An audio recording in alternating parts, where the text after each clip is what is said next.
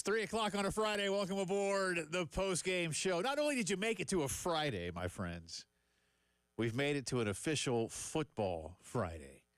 And we're all excited, despite the snooze fest that was that Nebraska-Cincinnati game last night. That was terrible. It was. It was terrible. I'm not going to lie. I fell asleep somewhere around 13-3, and I woke up and thought, this could be exciting. Oh, and then Nebraska won. Honestly, man, I had it on while I was doing stuff in the background, and Cincinnati gets the ball, right, with a chance to go down the field and tie it, win it, whatever.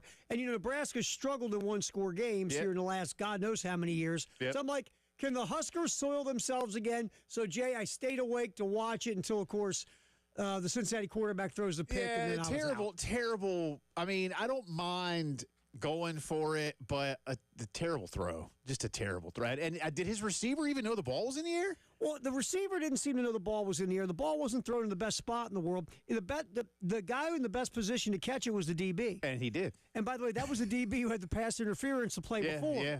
And that thing was, honestly, it was a mess. That's bad. And I know that would have been a 50-yard field goal or what. I don't have a problem with going for that or whatever. Maybe a better play call. It was poor execution. I think a bad decision by Sensby, the quarterback, to make that throw. Yeah, poor execution. Yeah. I wouldn't say bad play call, bad execution. I think on a play like that, if you and I sat down with the brain trust at Cincinnati, they say, well, he had multiple options on that play, and he decided to gamble and take the shot deep. Or maybe you take that shot in the intermediate area and make the field goal easier, possibly. Right. So, just not a good decision. No, it wasn't. But not a good decision for me to be awake, by the way, at that time. Well, there's the ready, Jay or nay? What was the worst decision? The quarterback throw or Terry Ford being awake watching? Yeah, no, you should have stayed asleep. And I should have, too. I don't know what woke me back up because, I just dozed off somewhere along the way, and I was like, okay. I'm going to tell you this. That's a game you should save in your DVR if you ever have trouble sleeping again. Pop that sucker luckily on, I did not record that one. That is one of the great things about YouTube TV that I have now is the unlimited DVR, and I do like that. It was bad. And the quad box. I look forward to the quad box, man, coming up. Yeah, quad box is solid. That's fun. But anyway, we got so much to get to on today's program. Our good friend Langston Moore will be with us coming up here in just a little bit. The former Gamecock and NFLer. Yes, we will spend lots of time on the Gamecocks and the Hokies, but we must ask not only the former NFL defensive lineman, but current resident of the Dallas Metroplex, what the reaction has been like to yesterday's news. Terry and I, this is one of the great things about what we do, and not only what we do, but when we do it, as in what time of day, because Terry and I yesterday, for those of you who missed it, we have our 5 o'clock news segment. And after we got through a couple of things with the Gamecocks, I was getting to the story that Adam Schefter had and Todd Archer had of ESPN. Adam, of course, the national guy. Todd covers the Cowboys. And we were just going over the story from a few hours prior in which it was being reported that everybody was open to a trade. And Terry and I, it's crazy. We outline, all of this stuff, in the parameters of how it could go down, and then we conclude the segment with, but come on. In the end, the Cowboys aren't going to trade one of the best defensive players in the game. We go to break. We had teased our Gamecock notebook with some sound from Shane. About 1 minute into the 3.5-minute break, Cowboys have traded Micah Parsons to the Green Bay Packers. He's got a fully guaranteed contract. And I'm like, wait, what the hell just happened? The funniest part is, because, we get these updates on our phones, and I see an update come through, and I didn't catch the whole thing. I saw the name Micah Parsons.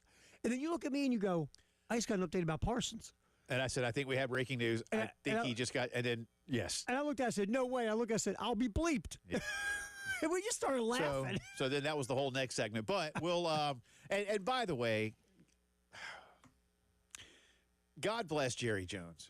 But, and I don't know if we have the sound right now. I'll try to, maybe I can get Terry to dig it up later. But did you hear? Yeah. Did you hear it? I heard it. If y'all didn't hear it, and I'll just paraphrase it for now, but Jerry basically said that the Cowboys made this trade so that they could get better against the run right now. Mm-hmm. Yeah. And Yeah. y'all, I think he thinks he believes it. Well, he's got to talk himself into something, right? But watching that was, I mean, I kind of crossed into a new realm of, bless your heart. Yeah, it's getting to that point, isn't it? It was, you know, it was like, it was laughable and painful. Yeah. It was a lot of things all at once. But I'm like, sir, you didn't make this trade to get better. No, you did not. And Sorry. Otherwise, you go get Aaron Donald or something. I'll say this really quick. You should have worked with the Bengals and gotten Hendrickson down here for it. I don't. If you want to get better. Well, first of all, Micah Parsons, I mean, he's not great against the run, but he's not terrible either. Your run defense didn't suck because of Micah Parsons. That's one. Two, watching that today, right? And tell me if this kind of goes down this road. You know when you have like an older relative and you go driving with them and you're going 42 in the fast lane and people are flying by you and all of a sudden they're hitting turn signals, they don't turn them off anymore. And when you get out of the car, you look over and say, it's time to take the keys from Uncle Boyd. I feel like it's time to take the keys from Uncle Jerry. Yeah. Well, is Steven going to do it? Well, he can't. That's the sad part. You can't. Know. Because guess what? Unc has the bank account. Well, here's the thing, too. There's 31 general managers in the National Football League that would say Micah Parsons is the better player. No, I mean, it just... But all it takes... I don't. We'll get back to it later, but just the basic part of this, Jay. All right, if you truly had a plan to trade him, if that was your plan, right, why didn't you wait till the trading deadline was coming up and then you could maybe build up more of a competition between teams to get him? Maybe you can get more than two number ones. Maybe if you had this plan overall, which you didn't, maybe you look at a different time of year to where you can maximize his value and maximize the leverage you have between other teams. You didn't do any of that stuff, right? Because you didn't want to trade him. You got mad because you thought you had a gentleman's agreement. Yeah, the more you're right. You nailed this yesterday. Yep, and that's all it is. It is. You thought you had a gentleman's agreement. Yeah. Micah Parsons' agent said that's not the way we do business. You got butthurt, and you decided to get emotional and trade him. Yeah. And good luck. Yeah, and like good you luck. Said, Kenny Clark is a good interior defensive lineman. He's a run stuff. He's good. Yeah, he's fine. He's fine for what he does. Yeah, and I say good because I think Micah Parsons to compare how I use the word good, I think Micah Parsons is elite, which is better than like great. Yeah, Micah Parsons. So, by the way, I will tell you this really quick. I went through this a little bit today at Pro Football Focus. I believe Micah Parsons, because we only played in 13 games last year, right. I think Micah Parsons led the NFL in pressures per game with 5.1. 5.1 pressures. But Jarrah says they got better. They got better in the run game. Got better. Got better. Good luck. Again, how many people are on Earth? 8 billion? Yeah, something like that. I think there's only one who believes the things that Jerry said. Yeah, people over in Bangladesh don't believe Jerry. I think there's one person on Earth. Yeah. One. That's it. I'm not gonna argue with you. I mean, I don't know how if you are a living, breathing fan of American football, otherwise, wherever you may live, including Stephen Jones or anybody else on Jerry's payroll, blood relatives, friends. Yeah. Just wow. I know. Companions, whatever. Just nobody. Not even his yes men can say yes to this. Yeah.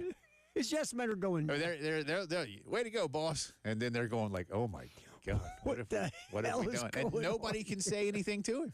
You can't because he's the owner, the GM. I feel like the the only time that Steven ever had a veto was the Johnny Manziel one, right? Absolutely. Pulled that aside and said, no, we're going to take that guy Martin instead of Johnny Manziel. Yeah, like that's the only time. And Steven used it. It's like, as your mulligan.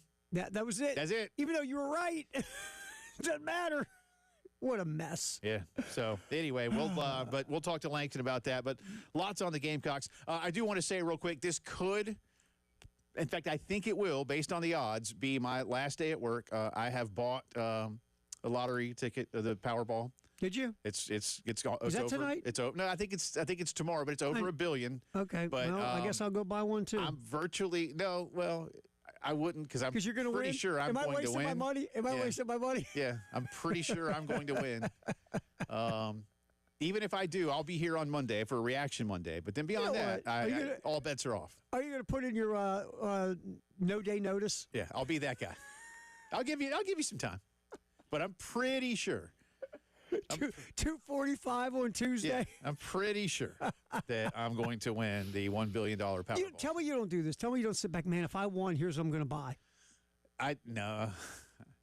If I did win, the only thing I do know I would do immediately is I would be heading up 26 and buying a house with a view of Mount Pisgah. Beyond that, I don't know what I would do. I guess I'll buy some stock in Coca-Cola. Enron. Or maybe I'll, How about Enron? Yeah, Enron. Yes. Oh, Enron. Enron. I'll buy a lot of Bitcoin. That's not risky, is it? No, not at all. $1 billion worth of Bitcoin. Yeah. Or is there a crazier crypto I can buy? I'll buy into that. I tell you, man, I don't do that because I got a ton of relatives who do that. They'll be like, I'll win that lottery. I would definitely buy a house that I could see Mount Pisgah from. Yeah. And I suppose my wife would want me to buy her something on some body of water. Mm-hmm. But beyond that, nah. Yeah. I don't know. I'd probably like to help a lot of people. You want me to talk about what I would do with it? We can do this. Yeah. Anyway, so we got a lot to do. So your last day at work. This is a big day. Could be. It's a big day. I think Monday is going to be. So you know what it's going to be like? You know how Lee Corso's getting celebrated this weekend? Yeah. If you hit this thing, we'll celebrate you like that on Monday. Thank you. I'll even come in with a headgear. Well, yes. Yeah, that's what I'll do. That's the first thing I'll buy. Dress up like Ben Franklin, and we'll get you some headgear. I will call Carolina. I'll come in with a big cocky head on. Or maybe they have that old big spur from back in the day. Somewhere in a closet down there. Oh, Gamecocks now 7.5-point favorites. 51.5 is the over-under. The ESPN computer gives Carolina a 71% chance to win this one. I've got a poll running today on the Twitters. Want y'all's take on this with comments if you don't, or if you have anything else to say. But with kickoff just 2 days away, which of these units has you most concerned as a fan? I know we've done something similar, before camp. So today, 4 choices: defensive line, linebacker, offensive line, special teams. Which of those is most concerning to you as a Gamecock fan ahead of Sunday's kickoff? And if there's something else, leave a reply. Right now, no one has left a reply, so these 4 seem to be the ones. Thought about running back, and I thought, running back's not really concerning. It's just more of intriguing, right? Who will start? Who will get the first carry? Who will do what? We'll see. And I think at receiver, same thing. Intriguing, not necessarily concerning. You've got the bodies. So defensive line, linebacker, offensive line, special teams. I do those in alphabetical order so as not to try to seem like one is prevailing over another. J. Phillips 107.5, the way to hit us up. All right, we'll come back on the other side. We'll get into lots more on the opener with Langston. We'll touch on that Micah Parsons situation. A lot of big games. By the way, if you haven't seen, speaking of lines, for those of you who care, Texas is now the favorite over Ohio State. All summer, it's been Ohio State. Last night and into this morning, the money about that is flowing to the Longhorns. Now, is that the pro money? Yeah. Mm-hmm. That's the belief. In fact, there was one bet at one big book that was for $550,000. And that swung the line to Texas, at least at that book. And that'll be part of the first wild card showdown of the 2025 football season. Here it is right here. Got it? You got it? Look at you. Right there. You were almost giddy. I'm still excited. I love about it yesterday. And we'll be doing that around 5:30. And our beer card is up for grabs as a prize. That's a good prize. Let's drop that beer card's cool, man. Yeah. I'm telling you. And please stay tuned because shortly we have a pair. Is that right? A pair? Yeah, we have a pair of tickets for for Sunday's game against Virginia. We have so many tickets right now, but let's focus on that. Yeah. We have a pair of tickets for Sunday's game. Stay tuned. In Atlanta. Stay tuned. Why don't you, sir, since you know a little bit more about Gamecocks history than I, come up with a trivia question? Okay. Let's do this thing. Okay. What the hell? So stay tuned. That'll be coming shortly here on the game. Langston is next.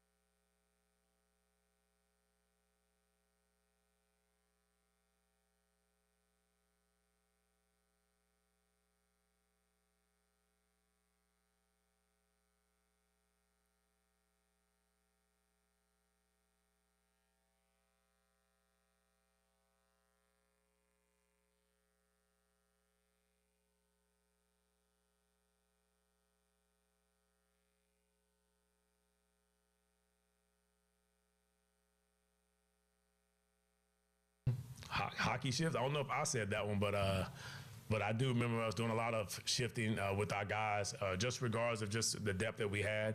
I think we were able to do something very similar, feel good about it. We wanted to have a couple more, probably rotations, but obviously unfortunate things happen. But we do feel good about able to keep our guys fresh. And this is a long season. This is starting with this first game here. It's a grind through all the way out, all the way through the season. But our guys will be definitely try to keep them fresh for the month of November, for the fourth quarters of every single football game that we play. That is Gamecock defensive coordinator Clayton White talking about, his defensive line shifts. And last year, of course, so many bodies able to keep guys really fresh. Can they do that kind of thing again this season and wreak some havoc up front? We shall see. Welcome back in. Jay and Terry with you. And speaking of defensive linemen, nobody better to talk with about that than our good friend, the former Gamecock. Speaking of wreaking havoc. Speaking of wreaking havoc. Right. Yeah, that's right. And he did it in football, too. I was going to say, on the field, off the field, my man just wreaked havoc. He is our good friend Langston Moore, the former Gamecock team captain, D lineman, draft pick of the Cincinnati Bengals, husband, father, softball aficionado, cheer dad, barbecue expert, and children's book author, public speaker, and so much more. How you doing, man? Happy football. Happy football, man. Some people would say I just reeked, but No. I don't know if I wrecked havoc. Reeked havoc. No. No, man, it's here, man. It's we've been waiting. It's kind of I guess it's kind of similar to like Thanksgiving or whatever. Like you've been tasting a little bit of the turkey a little bit. That was Thursday night, Wednesday night. Maybe you were real gluttonous and started a week before, because I know some sick people that prepare a turkey just a week before Thanksgiving just to get that out the way, like a football game. So I don't know if you were all heavy into like high school football, but it's here. We got a great big weekend of football rolling out, and I hope you don't have any plans. If you do, you're going to disappoint some people. I asked Ryan this the other day, and so I can ask you the same question for the same time period. The difference in y'all's mindset from the 2000 season, where I would say it's fair that the Gamecocks exceeded expectation, certainly, and you both were here for 99, so you know what I mean. But then it got ramped up, and so I'm in some ways thinking that it's fair for us to compare 2000 going into 2001 to 24 going into 25. How different was that for you guys because of what you had achieved? A, B, knowing you had a good returning team. And then let's face it, Langston, I know you didn't know the future, but y'all did get better the following year. Yeah, we did get better, and I think the big difference was that we had continuity, that, we were coming off. The difference was, 99 going into 2000. All right, what do we do with that? But then 2000 going into 2001, we won. What do we do with winning? It's like, Will Ferrell, what do I do with my hands now? You know what I'm saying? But there's other great things. You got thumbs. You can start creating stuff. That's what keep you on the top of the food chain. Not to say that we went on the top of the food chain, but just having that continuity, working out together all year, expectation, knowing what it kind of took to get us to that floor of 8. Okay, this is what it took to get us to here. And we were kind of, and that was the great thing about Lou Holtz, is like just the ability to teach us how to win football games. And like I tell people the story all the time. Like I thought football was like one more point than the next dude, but like, no, you can go through and like systematic. It might not be pretty, but you can go through a football game and go short yardage, first down, the whole plan that Lou Holtz lays out ad nauseum. I've never seen anybody do it any clearer on the pro level or any other level. But once you go through there, you can start to see like, okay, maybe the score was, 35-14, but like if we just stop these first downs here and there, and then the connection was that it wasn't just talking. It was like, maybe we can actually do that. And that's the benefit of being young and dumb, all of us kind of being the guys together, insulated into the same kind of deal. And that's the thing I think about, like, what I think about with Shane Beamer's tenure, just pulling out just a little bit, just taking a higher level view of what Shane Beamer's been doing. Like, continuity has changed. Like you know what I'm saying? Like, consistency has changed when we're talking about football in college, like just because of the transfer portal, everything. But we always hear that culture word. But I think Finn has done a great job of building up his culture, what he wants it to be, but also continuity. And even if that means having a guy for a season and a half or 2 seasons, I think that's the new normal now. And Shane has done a really good job of doing that, because you don't see that. And the teams that have been winning national championships are winning games, winning consistently over the period in this college football landscape, has been doing that. And that's kind of that same iteration. That team in the upstate, that team in Ohio State who kept all of those guys from going, that Michigan team a couple years ago. So I'm not saying we're on that direct path, But I like the way we're going because we are taking care of those two things, that continuity and consistency. And these young guys, they don't know any better, so they're gonna go as high as as their little minds expect them to go. Hey, Langston, so much of Virginia Tech is unknown. I know it's part of the transfer portal world we live in now, NIL and all that stuff. But I think like maybe you never played against a team to this extent with this many newcomers. But when you guys would play a team back in the day and you're preparing for, let's say they're replacing a bunch of guys on the offensive line, they got a new OC or they have a new quarterback, and maybe you don't have enough tape on these guys to really dig in. How did you as a defense prepare for those type of situations? Well, this is the benefit of just coaches having a lot of time. So I've been on teams where like a coach, practice they but an hour and a half, 2 hours, and then they ain't lifting weights. And you know what I'm saying? So like coaches will go find the tape copy from 2 years ago just to pull up the audibles of Peyton Manning through his audibles. Or there was a guy who used to work with so and so when they were both GAs together. So my point is, this is why we pay those coaches to like kind of unearth these things. Gotta go find out. This coach here, he's he always likes his offensive linemen to do this in a run scheme, or just all of those.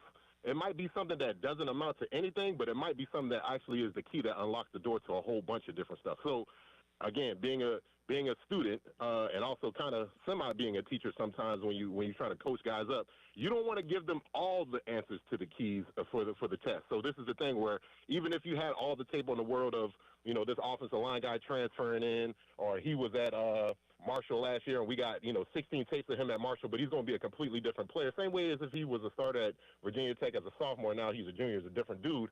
But watching too much of that tape and getting too much of a read, it kind of sets you up for failure. So that's why you got to kind of really limit it. Like, again, going back to being young and dumb, as a coach, you got to protect your guys so much. Don't give them too many answers. Don't let them know, man, you might got somebody in front of you that you could take advantage of, but you don't tell them that 2 weeks ahead. So he's just like, you maybe tell him that maybe the Thursday before, so he starts to get a little spark in his eye. I know I've been riding you all summer, but, man, this guy's got it. So my point is, there is no limit to what I've seen coaches do to go find a former high school coach that taught him this technique, because that's the other thing. And it's funny, I was just talking to a kid that played for the Birmingham Stallions for Skip Holtz and all those guys, and I was like, let me ask you a question. Is this still the same series of audibles and calls? And, of course, I snuck on the offensive line for a little bit under Skip my freshman year.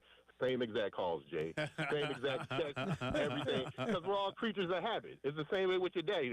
Why you always wear blue? Because daddy always liked blue. That's just, you know what I'm saying? So I think that's kind of where we're looking at the Clayton Whites of the world, the guys of the world, for to find some little nugget, but don't let that be the one nugget that we hang everything on. It's just something else to add to it. And if we get something within the game or a scheme that shows us, hey, it's holding up true, let's go get it. I'm thinking about Eric Kimry in the Clemson game 2001. Once you kind of see after a quarter or so that, these calls are real, let's run with it. Let's run with it. More with Langston on the other side as we look ahead to Sunday's game with Virginia Tech. We'll get his thoughts on a few more defensive issues and definitely get his take on the blockbuster news from the NFL yesterday. It's the Friday football Friday, I should say, postgame show.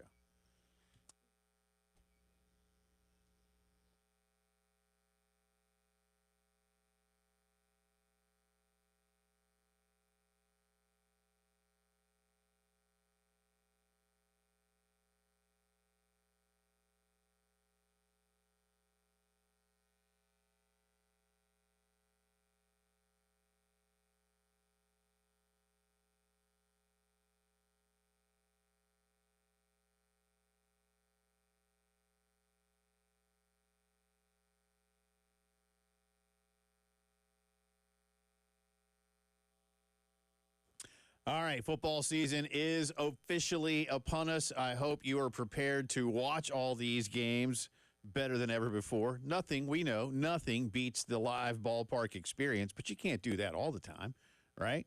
Whether it's road games or games on Sunday or the games that are on after you've gotten back from the ballpark, integrated media makes watching all those and listening to all those better than ever. You can feel like you're in the action. And with today's state-of-the-art televisions and Dolby Atmos sound from your amp and speakers, you're right there, and you love it. You can make that house shake when the band is playing. Get integrated into your house as soon as you can. 803-948-8327. One room, whole house, indoors, outdoor systems that are amazing, Wi-Fi that works everywhere, which is especially important if you're streaming your entertainment into your home. Nobody better. Love what they've done for me. You'll love them too. 803-948-8327. Call Integrated Media.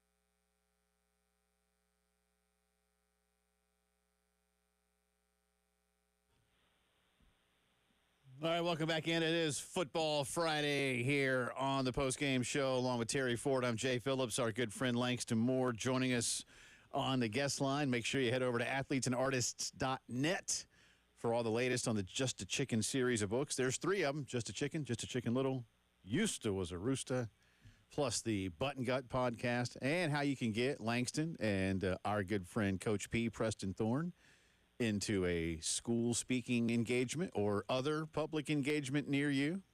You could probably learn more about the elusive Kev Roche while you're there, and so much more. There's swag, merch, whatever the newest word is that the kids have for swag and merch. I don't know.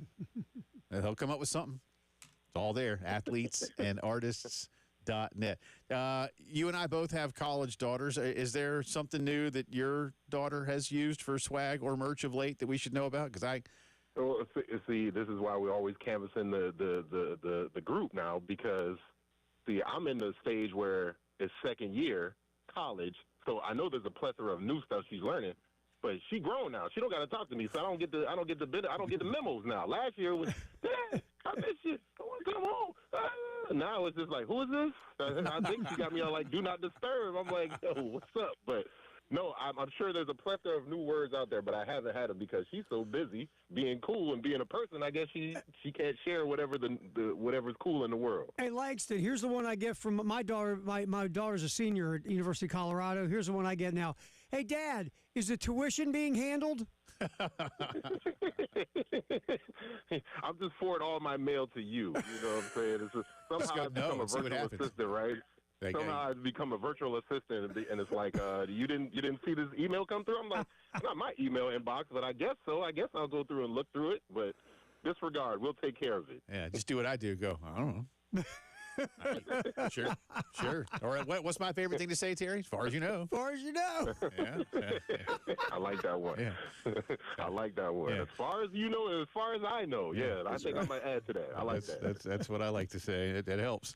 Let me blend the serious with the look ahead. We know Travian Robertson is recovering from a horrible automobile accident last week, and Shane has said that he's going to need some time before he can get back with the ball club. I know you know T-Rob, so first on that, but then Langston to take it to what he means to the team and how the team deals with this. Jordan Dove's going to do his thing, and I think they really like what he can do, and he's been around a lot. But how much of a thing is this for those guys up front?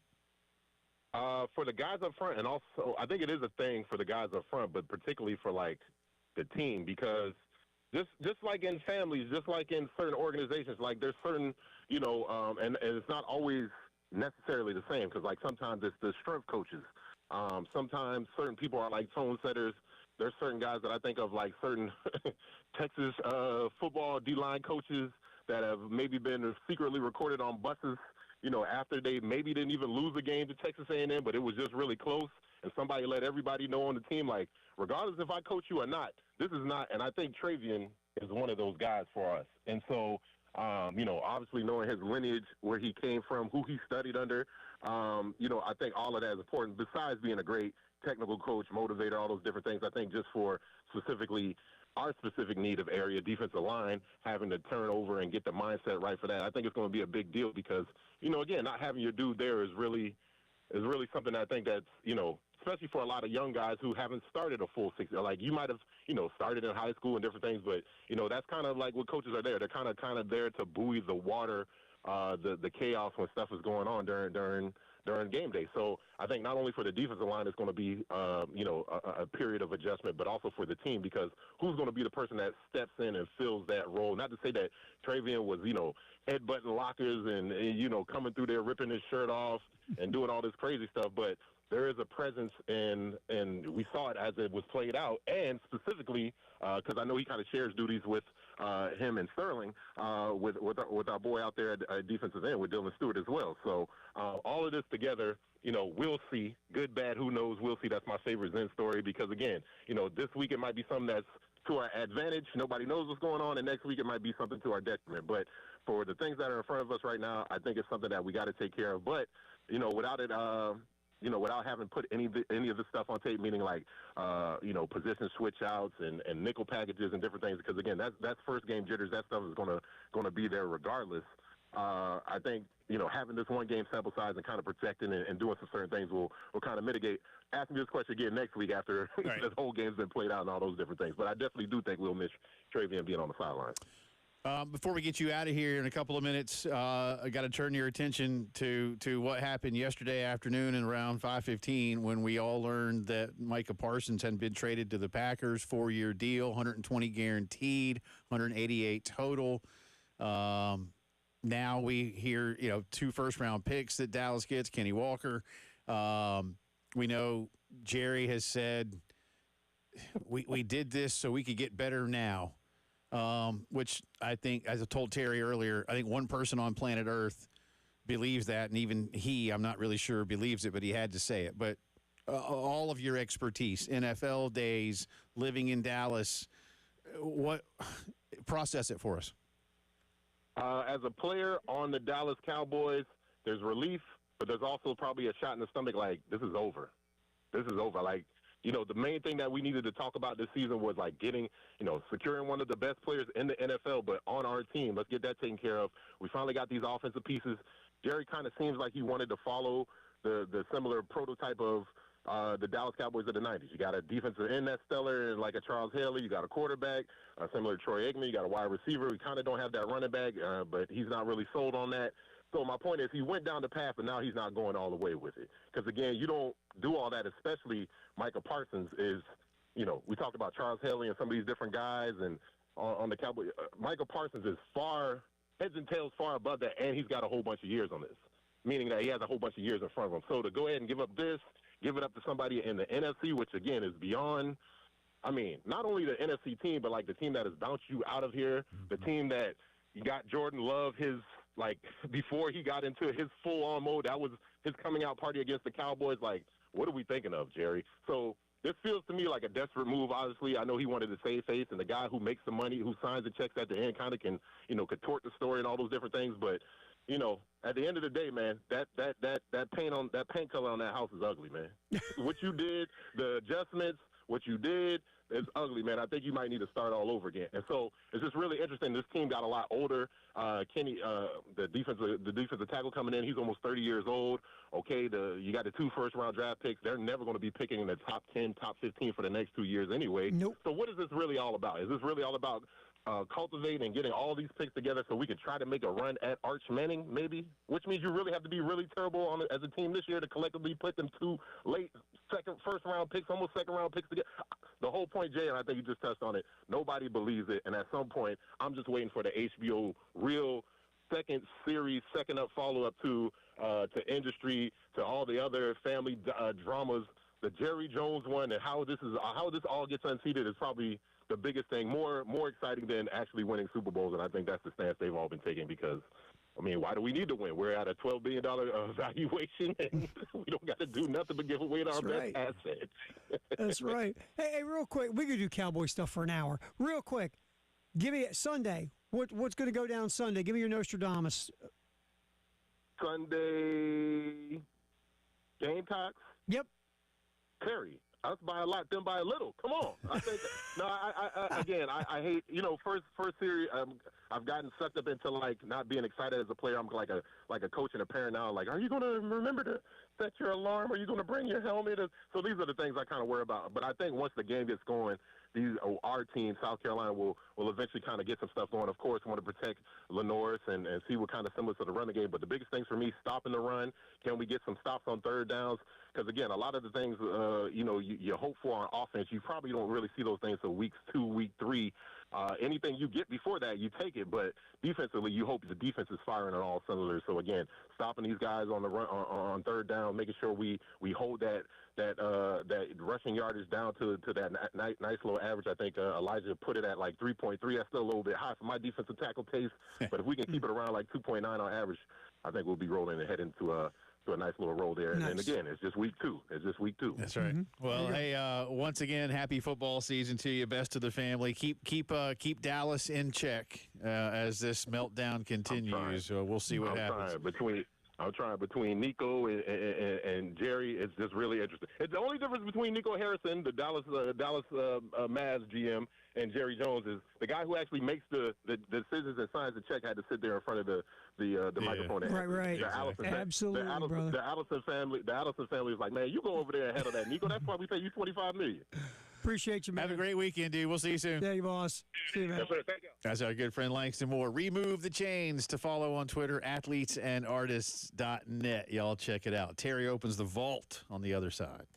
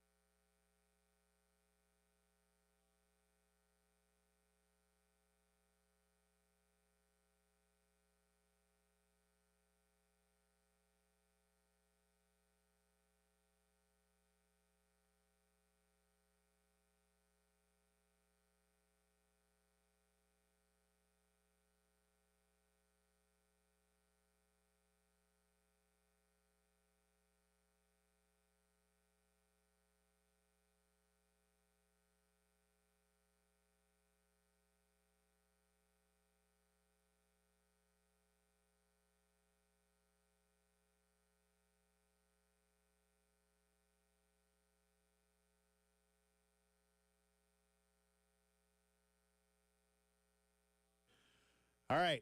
Welcome back in. It's Football Friday. Jay and Terry with you. Not going to give you the question yet, but go ahead and call now. 803-404-6100, AAA phone lines. I'll ask a question once we go live with this, and it'll be the same question. So we'll just, if the first guy gets it right, or girl, right, they win. That's if very not, simple. we'll go to number 2 until somebody gets it. So go ahead and line them up and just let it ring. If it's ringing, once you get on, we got like 6 or 8 lines, whatever they are. I don't know how many we have, but they'll just keep ringing, and Terry will get to you. So just be patient. And this is for a pair of tickets for Sunday's game. Yep, in Atlanta. So ring us up On trivia. Terry. Yes. Yes. Totally free from me. That's right. I paid for him myself. Yeah, are you going with him? Or? No, I'm gonna let somebody that's else cool. go. Well, that's good. I got this pregame show to do. I got to eat at generous, O'Hara's. I got stuff to do. Okay. All right. I'm a busy man. So while Terry opens the vault, you guys line up your calls. Here we you want to go. go to the game on Sunday, we'll have tickets in just a minute. All right, here we go, man. You ready for the vault? The vault it was many to pick from today, but we're going to go with this one. This day in 2012, the U.S. ADA, USADA,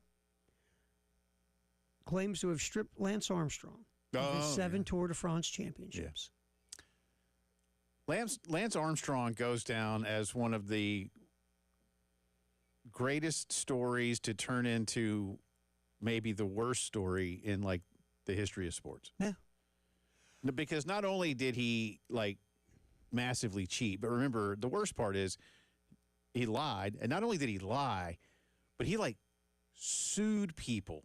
He ruined people's lives. Yeah, and He knowing ruined the whole people's time he was lives. lying. Yeah, and that's the thing with me. Look, the blood doping, all those guys did it back then. There was a lot of cycling. If you wanted to win in high-level cycling in that era, you were blood doping, Yeah, you were finished found 30th. ways. Yeah, right. you found ways. So that pushed that aside. Right. It was the lying. Not And that we condone it, but he wasn't alone. But just be realistic. All those guys who were high level then, pretty much 99% of them. Although they were said, doing how is he something. doing it so much better than us? How did he win? Because He had a you better- shouldn't win that many in a row. So let's say great natural ability, like Barry Bonds. Yeah, right? yeah. Barry Didn't Bonds need to cheat. Yeah, but Barry Bonds showed you when you take a high level Right. Hall of Fame talent and then do things, that's what you get. So Lance, that was my thing with Lance too. It wasn't so much the cheating because look, that's the way the world goes in cycling to a point, but it was the lying and the ruining people's lives. And you're right. It went from a great story how he beat cancer and he was this. That's the other thing too, Jay. So many people looked up to this guy. Yeah. He was like, remember all the wristbands and everything. There's It's sad. Yeah. All right, man. All let's right, do here this we thing. go. I'm just gonna start so hitting here's them. the question, and then we'll just go in order from line 1 down. All right, and again, if we get a winner right away, this Gamecock linebacker had 2 interceptions in a season opener in the end zone to help beat North Carolina in 2015. Who is that Gamecock linebacker? All right. Let's go to AAA heating and air phone lines. All right, who's this? Hello. Lewis, who was the answer? Yes. The linebacker had 2 interceptions in the end zone. Yep. Sky Moore. Sky Moore All right, is nice work, my correct. friend. Well Nice work, done. nice First work. one. I wanted to make it easy. Hold on. So, hey, all right, Lewis, don't hang up the phone. Terry's going to put you on hold. We'll get all the requisite information. And to the rest of you, I'm sorry that Terry disappointed you. Yeah, so that's my fault.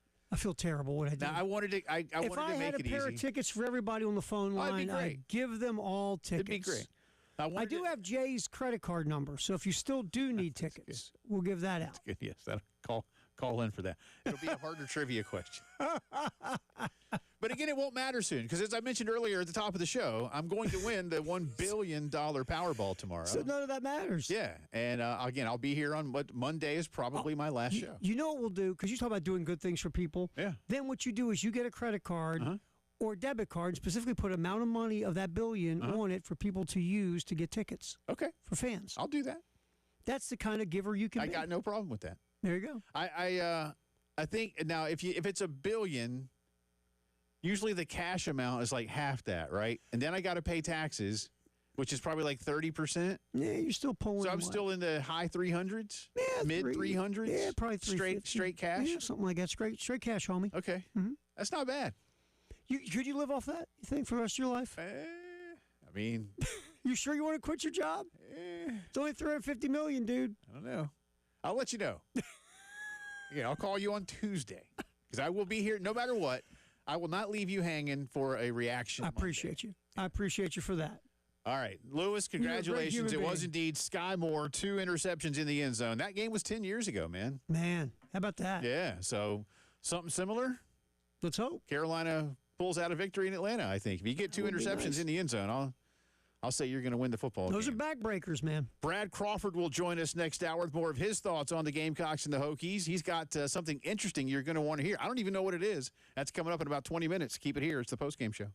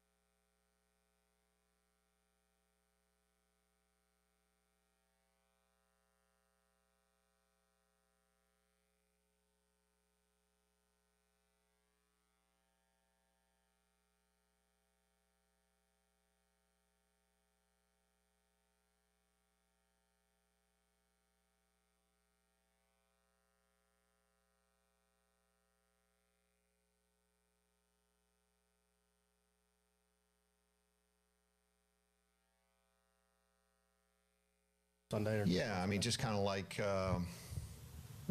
everybody on offense, just, have confidence because of the way you prepared.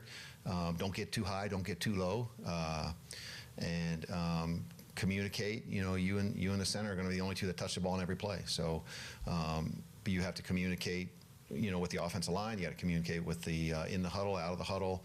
We got to communicate, in between series. And then, trust what you've been asked to do and trust yourself. That was Mike Shula in his press conference yesterday on his final points to Lenora Sellers before this weekend's game. Carolina and Virginia Tech kicking off just past 3 o'clock on Sunday. Welcome back in hour number 2 of the postgame show on this Football Friday. Along with Terry Ford, I'm Jay Phillips. Our buddy Brad Crawford at 24/7 Sports going to join us coming up in about 15 minutes. Brad, and I'll read you the tweet because I know I was intrigued. Brad said the following: I haven't felt this good about picking a Gamecocks cover in the season opener in a long time. I think we're going to see some new stars emerge Sunday afternoon. So there's Brad's take on the Carolina game. Gamecocks are 7.5-point favorites. That's not really his take. That's a mini take. But he'll give us the full take coming up in just a little bit. There were some games last night. We've got there's only, I guess, one interesting game tonight, maybe the Auburn-Baylor game tonight. I think there's a couple that I think are. it's an interesting game. I'm trying to figure out why Auburn's favored, other than that they just, does Vegas know something we don't? Auburn, I don't know. Here's the sad part of this. The Hugh Freeze clown show of the offseason, of talking season, takes away that Auburn's got some players. The line of scrimmage, they've always got some. They've always got players. It's just if they had a quarterback that didn't have a big question mark on the back of his jersey where the name's supposed to be, right. Auburn, a lot of people have Auburn in their top 20. And I think that's probably why you see Auburn favored, because, look, Baylor's got a nice quarterback. They came one at the end of last year, saved. They're like the Gamecocks. They won 6 in a row at the end of the regular season. Basically, yeah. Old Coach Dave got his job saved. Yeah. You win 6 in a row. I'm going to hand you that. He saved his job. Yeah, and I think they lost their bowl game like Aranda was on a massive hot seat last year. Yeah. And they got rolling and they saved his job. And look, and Baylor looks like they could be a good team in the Big 12, like every Big 12 team. On paper, here's the sad part, right? And you're going to talk about this a lot this year, Jay. On paper, minus the quarterback, Auburn's better. Problem is, Baylor's quarterback on paper is better than Auburn's quarterback. Yeah. So, I don't know. Being in Waco, Friday night, primetime, all that kind of stuff. I knew there was another one I was thinking of. Georgia Tech is at Colorado tonight. By the way, I think Georgia Tech wins. Well, Georgia Tech's favored. I think, and Georgia that's Tech in Boulder. Wins. They're favored. I think Georgia Tech is going to run the ball and run the ball and run the ball and run the ball and run the ball and run the ball, and Colorado's offense might just go home. We're talking about the Big 12, and I do think there could be some regression for Colorado. But I asked you somewhat rhetorically a couple days ago, wasn't yesterday's show, maybe a couple days ago, like, who is the worst team in the Big 12? And we talked about how Oklahoma State was 0-9 in conference last year and really shouldn't be. I'm not predicting it per se, but I'm not going to be surprised if it's Colorado that finishes down there. I still think it'll probably be one of Cincinnati or Central Florida. I don't know how good Houston is. I think Texas Christian, I think TCU, and maybe I'm just pulling for it, which is mean, but I'm pulling for TCU to beat Chapel Hill on Monday. I picked Utah. Utah, by the way, is a road favorite this weekend at UCLA. Utah will win that game. I think Utah, so. I like Utah, man. Arizona State has a lot on their shoulders. I like what they've done, but they're being asked to replicate a monumental season. They're putting a lot on Levitt, the quarterback. They are, man. They really are. And that's interesting. I don't know about Arizona. I don't know how good they are. I think you hit it, though. If we're going to talk about the dirty, smelly underbelly of the Big 12, it probably has a Cincinnati stink to it, maybe a Houston smell to it. You know, again, I don't know how good UCF is. I don't know. Again, Right. I keep saying it. I think there's some buyer's remorse with UCF and Cincinnati in that conference. I will come back around. I know why they did it. I know they had to do it when they did it because some of these other big schools weren't available then. I totally and you understand. were losing Texas and Oklahoma, Yeah, and you were saving your league, and you I just totally went to get big it. markets. Yeah. You went to big markets for TV. Yeah, but it didn't. You didn't. Again, Cincinnati football, man. That's a struggle. Yeah. I mean, people That's a say struggle. Cincinnati football, you go, oh, Bengals? Right. It's just, it's. well, not- and that's a struggle. I mean, they've had, you know, 2 really good years at Cincinnati. That year, Brian Kelly got them to a New Year's Day bowl game and then pieced out to And Notre then Dame, bolted, which was again, which is classless. just makes me want to I hurl hate still. that stuff. And that was 15 years You ago. can give me all the reasons in the world, I still hate it. And then, of course, the year that they got to the college football playoff. Yeah. And Luke Fickell, God love him, turned that into the Wisconsin gig, which isn't going well. So they haven't been a consistently great program to get embraced upon by the folks in that region anyway, right? They just haven't. Right. And you put that with, again, it's a pro sports town. Facilities aren't up to the level of you'd want them to be up to. And it's an Ohio State state. It's I mean, Ohio so even State, if it's a pro sports town, which you're obviously right about that, but look, God bless you, Cincinnati. If Cincinnati, look, I'm being hyperbolic to make a point. If Cincinnati were to win the next 10 national championships somehow, they're still not even. It's still Ohio State. Yes, it's just like the city of Houston. I worked in Houston. You know the favorite college football team in Houston? Texas, not Houston. Yeah, of course. There are people in the city of Houston that go, "Oh, there's a college here, there's a university here." Yeah, right. Okay, it just that's the thing. The Big 12 went for big cities, not for cities that embrace the teams and the programs. And Houston's had some success on and off, the University of Houston. Yeah. But it's still In football Texas, and basketball. it's still Texas's Sure, city. Of course it is. And so, yeah, I mean, look. And A&M is probably number 2. Yeah, I would absolutely agree. So they just look. The Big 12 did it out of desperation to save a league. But you're right. I'm sure they sit there in the Big 12 offices. Old Brett Yormark is going, "You sure we can't trade Well, when Cincinnati?" Brett's signing those 2 checks, Right. he's like, God, what have we done here? What have we done here? What have we done? But anyway, that Auburn Baylor game tonight. I think Auburn wins. I really do. I think Auburn wins at Baylor. I picked Baylor. Only because it's in Waco. If it were at Jordan Hare, I'd pick Auburn. Absolutely. But how much of this is you just don't like Hugh Freeze? Maybe Come some. on, I'm come trying. I'm trying not to be that guy. I'm trying to be more. But again, but if I'm not mistaken, let me double check.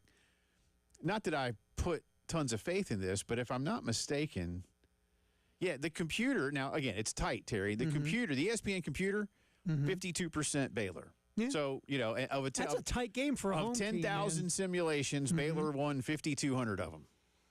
I mean, whatever that means to Right. anybody, which is for most of us, probably nothing. well, I mean, look, if Baylor won, I wouldn't be like, wow, stunned, right? I wouldn't be. I just feel like if Jackson Arnold doesn't go in there and soil himself and can just play solid football, Auburn's got the better roster. Oh, But yeah. The big question mark is going to be Jackson Arnold. But Terry, seriously, and I don't mean this to be flippant, Auburn probably has a better roster in terms of at least recruited talent than anybody in the Big 12. Oh, absolutely. So- There's no team in the Big. Look, if Auburn went to the Big 12 tomorrow, they're favored to They're win. the favorite to win. Yes, and Auburn's always a head As scratcher. constructed. Sure, Yeah. Auburn's a head scratcher, just like Florida. You sit back and you go, not as much as Florida, but not far behind. Where you go, why can't you be consistently better? And look, Auburn could go in there and soil themselves absolutely and lose that game, and I wouldn't be surprised one bit. Yeah. Not at all. I just go with the idea that at some point, and maybe you got to go get the right coach. Maybe Auburn is one of those places. Well, Hugh's not it. What I've seen so far of Hugh's return to the SEC has been quite underwhelming. I don't like the finger pointing at everybody else but himself. I think if you're a leader, you point the finger at yourself first. If you're successful, you point the finger at everybody else and give them their attaboys. And if you're not successful, you point the finger at yourself. Yeah. And usually it's the middle one. We'll come back around. We'll do an earlier drive around the SEC with some of the other games that are going on this weekend. Poll question before we talk to Brad. With kickoff now only 2 days away for the Gamecocks, which of these units has you most concerned as a fan? Alphabetical order are your choices. Defensive line, linebacker, offensive line, special teams. Before I give results, would you like to hazard a guess, sir, as to which of these four is out front right I'm going to go off the grid and go special teams. Okay. Just for fun. It is not special teams. Okay. It is defensive line. That means the interior, not the edge. Yeah, well, I can include all of it, but I said defensive line. So Well, if you want to put the edge guys on there. Let's be honest. Besides Dylan Stewart, you're replacing the whole thing. You are. Brian Thomas was a part-timer last year. He's a full-timer this year. Goodwine got some snaps, and Gear got some snaps. I mean, so But Barrett redshirted. He's back. I mean, you got some guys who need to step up because they're going to play a lot more, and you got some newcomers. I think they love what Desmond Umazulu is about. Does he go get it done? He's that guy comes off the bus looking like an edge guy. Last year, did you again? Raise your hand if you thought Kyle Kennard was going to win the Nagurski Award. Right here, man. Yeah, you're lying. Not even Kyle Kennard. Kyle Kennard wouldn't raise his right? hand. And that's not a knock. They developed him, and so I think they have a track record. I think this way. I look at and look. It could be Thomas. It could be Gear. Could be Desu. Someone I really believe, because Dylan Stewart's going to attract so much attention, and like teams are going to do everything they can to keep Dylan Stewart from assaulting their quarterback. Whoever on that other side can pop is going to have a nice year. I really feel that way. I don't want to liken it directly because it's not fair, but we're in a situation that is as close to Jadeveon Clowney on one side and Devin Taylor on the other side since those years. And Devin Taylor got to prove I'm really bleeping good because so often JD was double teamed. Now, we know who the first pick in the draft was, but, so do we have something similar? Again, I'm not trying to directly equate them because that I don't think I know Carolina doesn't have that, but if Dylan Stewart continues on his path, and with the way the game is played at the next level these days, it's not far-fetched to believe he's in the running to be that guy. It's not far-fetched. It's not like, oh, come on, Jay. I'll say this, honestly, and I'm not trying to be over the top.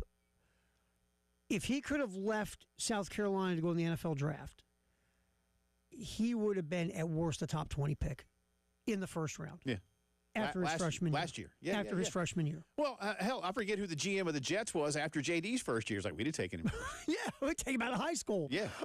So if Stewart continues on this path, because he's got 2 more years, if he continues to grow and develop. It's not far-fetched. He is do not be surprised if you hear his name in the top 5. So, defensive line is out front at 34.5%. Offensive line is next at 29.5%. Then, Terry, comes special teams at 20.1, with linebacker at 15.8. And I did ask if you thought there was another unit, any of them, that you felt needed to be here. Again, they only give me 4, and these are the 4 that I thought were maybe most prominent. Then Leva replied, no one has, so I suppose these are maybe the 4. So, Brad Crawford on the other side. Again, Brad says he has not felt this good about a Gamecocks cover in an opener in a long time. Why does the 247 national analyst feel that way? You will find out when the postgame show returns.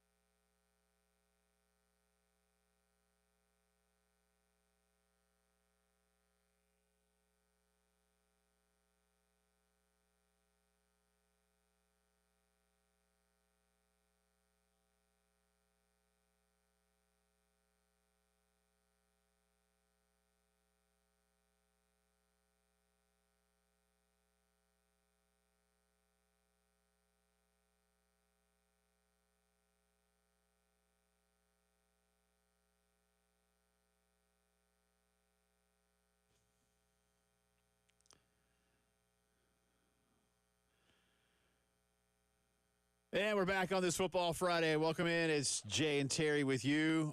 And it's always a pleasure to be joined by our good friend Brad Crawford, national college football analyst for 24/7 Sports, the CBS Sports Network. Happy football season to you, sir. Do you get much sleep this week? Is it like Christmas? You're just like so itching to go. You're just restless all week long? Yeah, I don't get a lot of sleep, man, from TV appearances and homeschooling 3 little girls, and it's a lot at the Crawford house. But I'm excited that this weekend is full of the pigskin. All right, before I let you say what it is, I want to read this again. Brad sent this on Twitter when we were announcing today's lineup. I haven't felt this good about picking a Gamecocks cover in the season opener in a long time. Think we're going to see some new stars emerge Sunday afternoon. So, Mr. Crawford, the floor is yours on this level of confidence. Yeah, there's a reason that Shane Beamer has not released a depth chart. It's not like Shane to do this, and he said it's no gamesmanship. I have an inkling that the reason is we're going to see maybe 1, maybe 2 freshman starters on offense, maybe along the offensive line or even at wide receiver. There's going to be first-year guys play at Mercedes-Benz Stadium. Shane does not want to create a distraction. I think a lot of guys have impressed during fall camp, and like I said, man, this line is 7.5 points. I think South Carolina is the better team on both sides of the football, and based on what I've been told, this defense is ready to show a lot of national guys who maybe have, downed the personnel and all the draft exits. They're ready to kind of prove it Sunday afternoon. Hey, Brad, as we look at this early part of the season, a lot of the quote-unquote experts think for South Carolina to knock on the door of the college football playoff, they got to start 4-1 or 5-0. Are you of that thought, or do you think if the schedule is tougher as you go along, it's not like 5-0, 4-1 or bust? Yeah, I mean, if Gamecocks start 3-2 with this favorable slate the first 5 weeks, I don't see a path to getting the 9 wins, and I think 9 with this schedule is going to be good enough. Now 10 guarantees it, but anything more than 3 losses is hard to see a playoff berth. And I think this, for the first time in several years, the Gamecocks have a September stretch where they're going to be favored in just about every game. Maybe the Missouri game after the Tigers scored 61 last night. Maybe there'll be a small underdog there, but there's a real possibility that at worst, South Carolina is a top 20 team and 4-1 going to LSU. But I can assure you that Virginia Tech has all this team's attention, and they got to start 1-0 before, starting 4-1. Brad, to come back to your point about young guys playing early and then the defense as well, I think I want to seize upon that second point, because not only is it maybe some of the national folk, but I'm running a poll question today, and I realize Twitter polls aren't scientific, but better than a third of the people that have responded feel like the defensive line presents the single biggest question going into the season. And look, there's no wrong answers. People can have their opinions, right? But you mentioned some of the things that I've heard. Listen, there's a developmental track record here. Is too much being made of the lack of experience relative to what we've seen from Clayton White and his staff these last couple of years? Yeah, I think Dylan Stewart's a guy who is going to cloud a lot of maybe disguise some issues for South Carolina. I mean, I do think Virginia Tech moves the football Sunday, but is not getting the end zone a ton. There's going to be a chance for South Carolina, Clayton White specifically, to kind of figure out the 6 to 7 man rotation for those front 4 guys. I think, to be honest with you, Jay, linebacker is a bigger question mark for me. I'm pretty confident that those 2 edge rushers for Gamecocks and at defensive tackle, what they have returning and what they have picked up, they're going to be okay there. But linebacker's a spot Sunday that I'm sort of pinpointing as an area where I want to see some guys step up. Hey, Brad, obviously a lot was made of the Rasul Faison situation. Faison will play on Sunday, how much who knows. But what are your thoughts about the total running back room for the Gamecocks? I think this was just a major signing in the portal. Definitely South Carolina's best portal acquisition outside of Brandon Cisse at safety on defense. And I think Faison gives Lenora Sellers a safety valve of sorts on 3rd down. As good as Rocket Sanders was, he's not necessarily known for a pass catcher out of the backfield. Rasul Faison's that. There's a guy inside the program who told me that South Carolina staff sort of looks at Faison as a Jahmyr Gibbs type, a versatile scat back guy who's going to get 15 to 17 carries on Saturdays, and then, he's going to get 4 or 5 targets in the passing game, and that's where I think, his addition is big. As Beamer said earlier this week, regardless if he was eligible or not, this was going to be a by-committee room, but I do think that since he was granted that waiver, he's clearly running back one, and I think on Sunday you're going to see maybe Oscar Attaway and Jawarn Howell get some carries, but Rasul Faison's the guy. Talking to Brad Crawford, National College Football Analyst, 24/7 Sports, and the CBS Sports Network, Gamecocks and Hokies on Sunday. It's sometimes really easy to look at a 5-star and say, that guy's got to get something done. But in the case of Nick Harbor, who's devoted himself fully to football this year, is it more fair to look at his level of projected development and say, that's got to happen for this team to take the next steps? Jay, I think for him to be a first-round pick, which is, light years where he is, from last season to now. But for him to get that day one grade like several scouts have given him, Nick has to show a lot more than he's shown. Let's face it. And this is the first offseason that he did not have track and focus fully on football. So, I want to see better hands from him, better route running.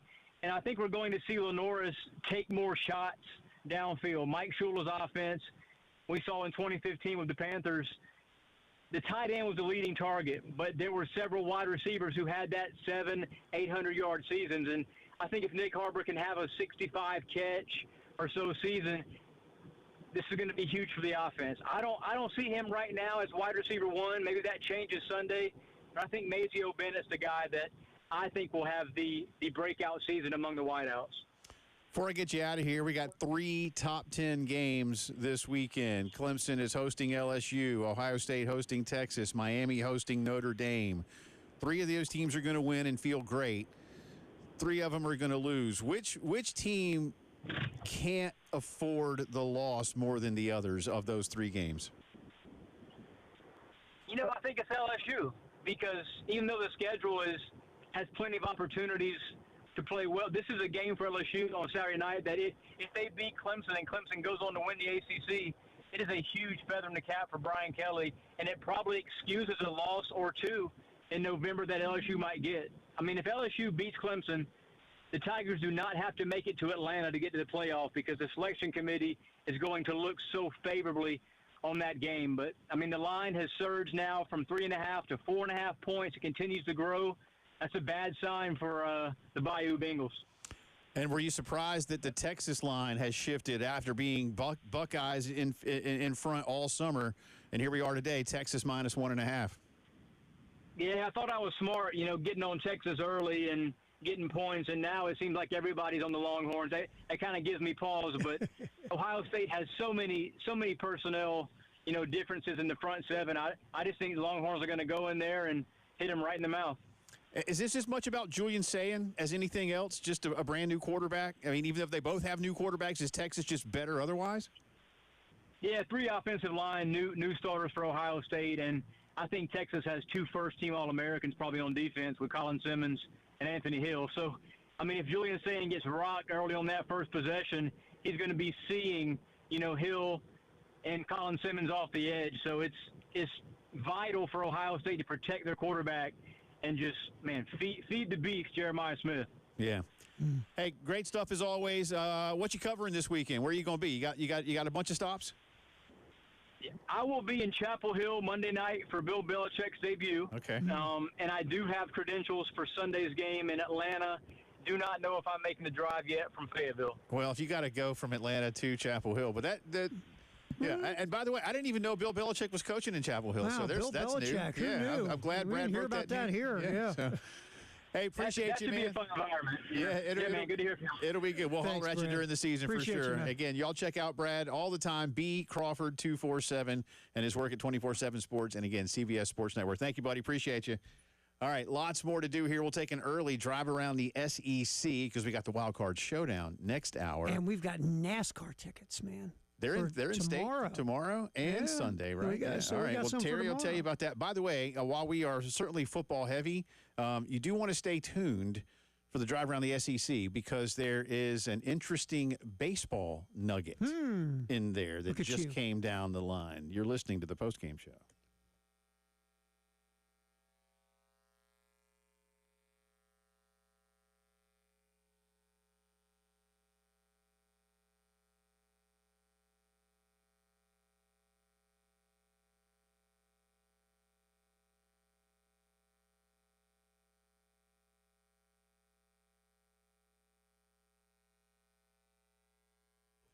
Guys, it's not always the way it used to be in life, and that goes for all kinds of things. But when it comes to your physical health, these are things that you can get more concerned about. But they also may be things that you don't want to discuss with others. That makes perfect sense.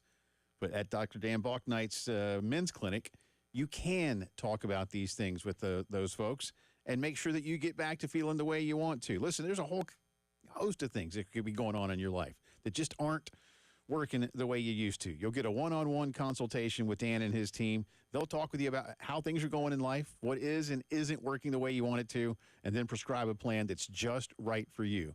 They've gotten results for so many of your friends and neighbors through the years at the men's clinic, ready to help you out as well. So do it for yourself. Do it for your family. Call 803-875-MENS and see the experts at the men's clinic.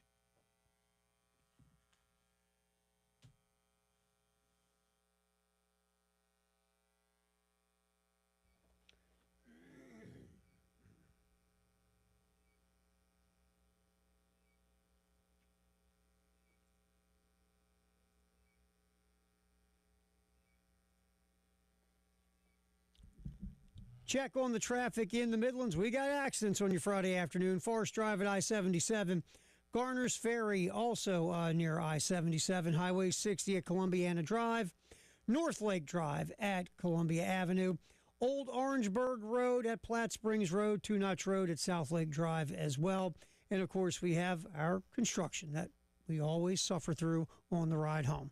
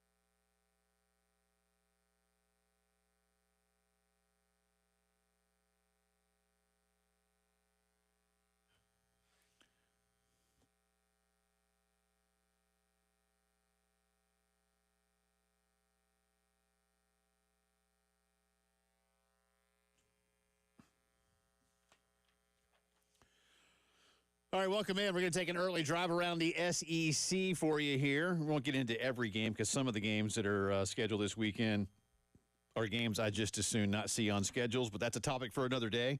By the way, one more time, congratulations to Lewis, who won tickets from Aflac. He answered our trivia question correctly. There are still tickets available for Sunday's game. And again, if you've never been to that ballpark, I'm telling you, it is cool. It's Aflac, like the Aflac, Dawn works with them. AflacKog.com. Log on and find some seats. But I'm telling you, that ballpark's cool. And by the way, if you're not going or just simply can't for whatever reason, we get it, then we'll have the show at O'Hara's coming up on Sunday. Yeah. The watch party. Pre-game 10 a.m., viewing party 3 p.m. Is that when the game is? 3 p.m. last time I heard. 10 a.m., man. You going to be out there that early? Yeah, some schmo and Tyler Head will be doing Gamecocks game day, the pregame show, 5 hours before kickoff from O'Hara's. Wow. Mm-hmm. Look at you. Mm-hmm. And then, is Tyler, do we know Tyler's going to be there? Are you sure Tyler's not just going to stay in Darlington? Yeah, I'll tell you, right now, for some reason, he's unavailable. Someone said to me about, he's going to be there all day. That's tough. I said, oh, no, it's not. Not for him. Not for Tyler, man. I'm telling you, my man. He's a gearhead. Absolutely. He is sitting in the pits just inhaling fumes. Yeah.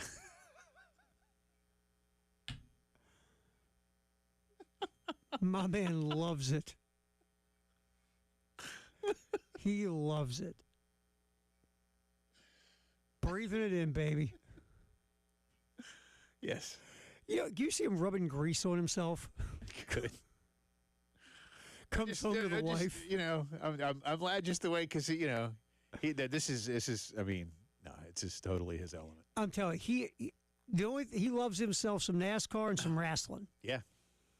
That's if his. He could combine them. Right. He'd never watch football again. Because he loves himself some college football too. I know that. But he does. But the look that guy gets on his face when he gets to go to Darlington is it's still real to him. He loves it. No, that's good. All right, there you go. But again, AflacKog.com. If you still have an inkling, we'll snag a ticket to get over to Carolina, Virginia Tech. All right, drive around the SEC time. We already talked about the Auburn-Baylor game. That one's tonight. Let me get a couple out of the way, Terry, that have some bigger spreads that are at least FBS opponents. Marshall is going to Sanford Stadium, and Georgia's giving them 38.5. Take Georgia. Yeah, I mean, the entire Marshall team. This is weird. Marshall won the Sun Belt last year, right? And the coach of the entire team left. Everybody left. That's such a proud program. I know. That shouldn't happen. But I don't know what kind of mess they got in. That was a mess. Georgia State goes to Oxford. Georgia State is getting 34.5. Texas, San Antonio at A&M. What are they? The Roadrunners? I'm gonna tell you something. They get 22.5. A&M wins this game, but San Antonio, they're pretty good. They can spin it and throw it around the yard. Now you don't want to screw around with that. I think A&M wins. Is that 22.5 points that you might? I'm thinking maybe it'd be nice to take. My only concern, if I was wagering, if I had any money, is that A&M can run the ball down their throat, and that will keep their the offense off the field. Sure. But I'm gonna tell you, Texas San Antonio. If A&M thinks they're just going to chuck the jockstrap on the field and win, they could get scared by Texas San Antonio. I could see that being something more than anticipated. I could take a little 22.5. You know what I'm saying? Yeah. Mm-hmm. Syracuse at Tennessee. Vols minus 13.5 in Knoxville. Yeah. Isn't it so weird? Like Syracuse had that great offense last year, now they're all gone. Right. I mean, quarterbacks in the NFL, the wide receiver went to Penn State. They lost a lot of pieces. But Tennessee's got a huge unknown at quarterback. And really the offense is a huge unknown. Yeah, I mean, I would probably take Tennessee and give Syracuse the 13 if it were me, because I have more. Tennessee's going to win this game. Well, Tennessee's defense, they got some dudes coming back. So Syracuse going to have a tough time scoring.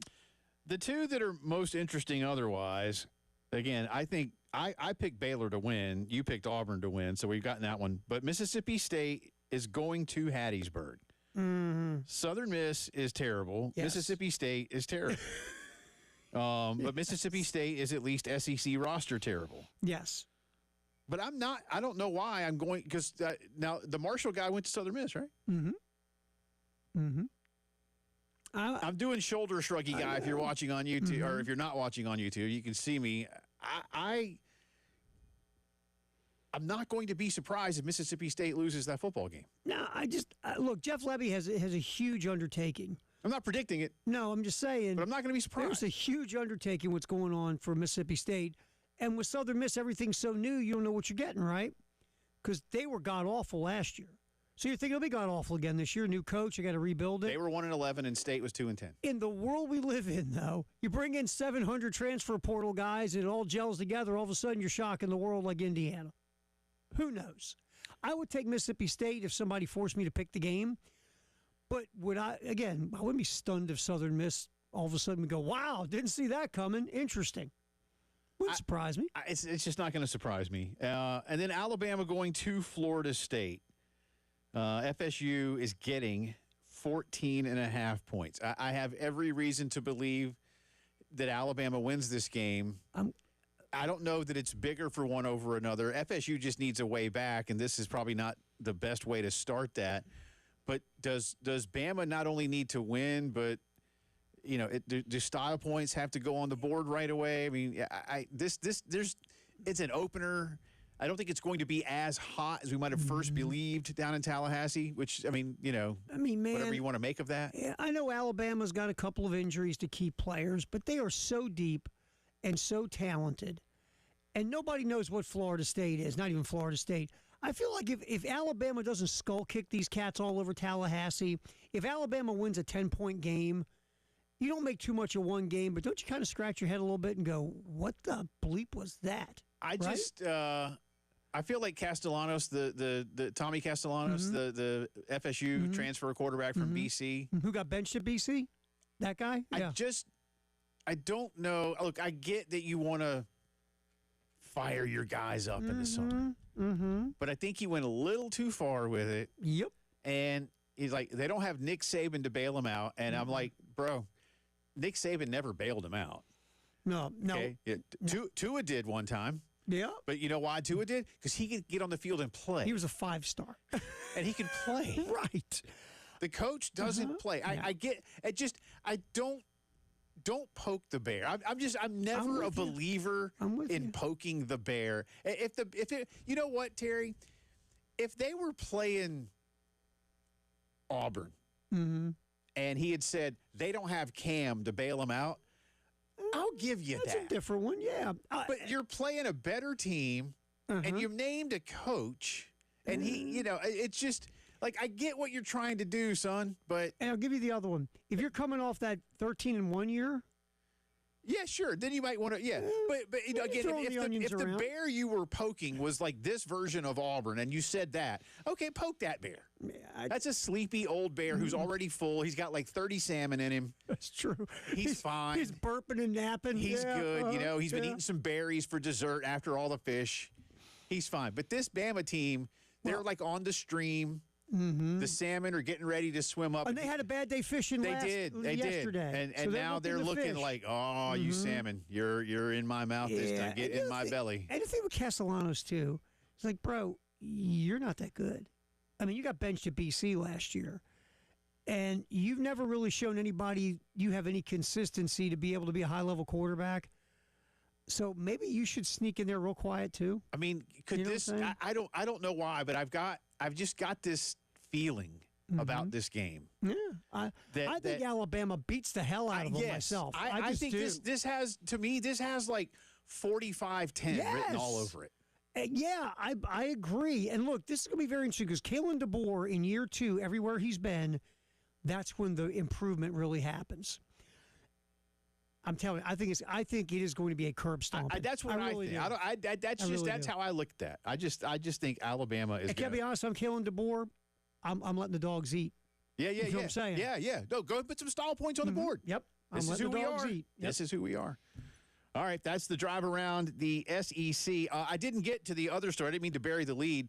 We're going to have Jay or Nay on the other side, but I will come back with the addendum on the baseball news out of the Southeastern Conference when the postgame show returns.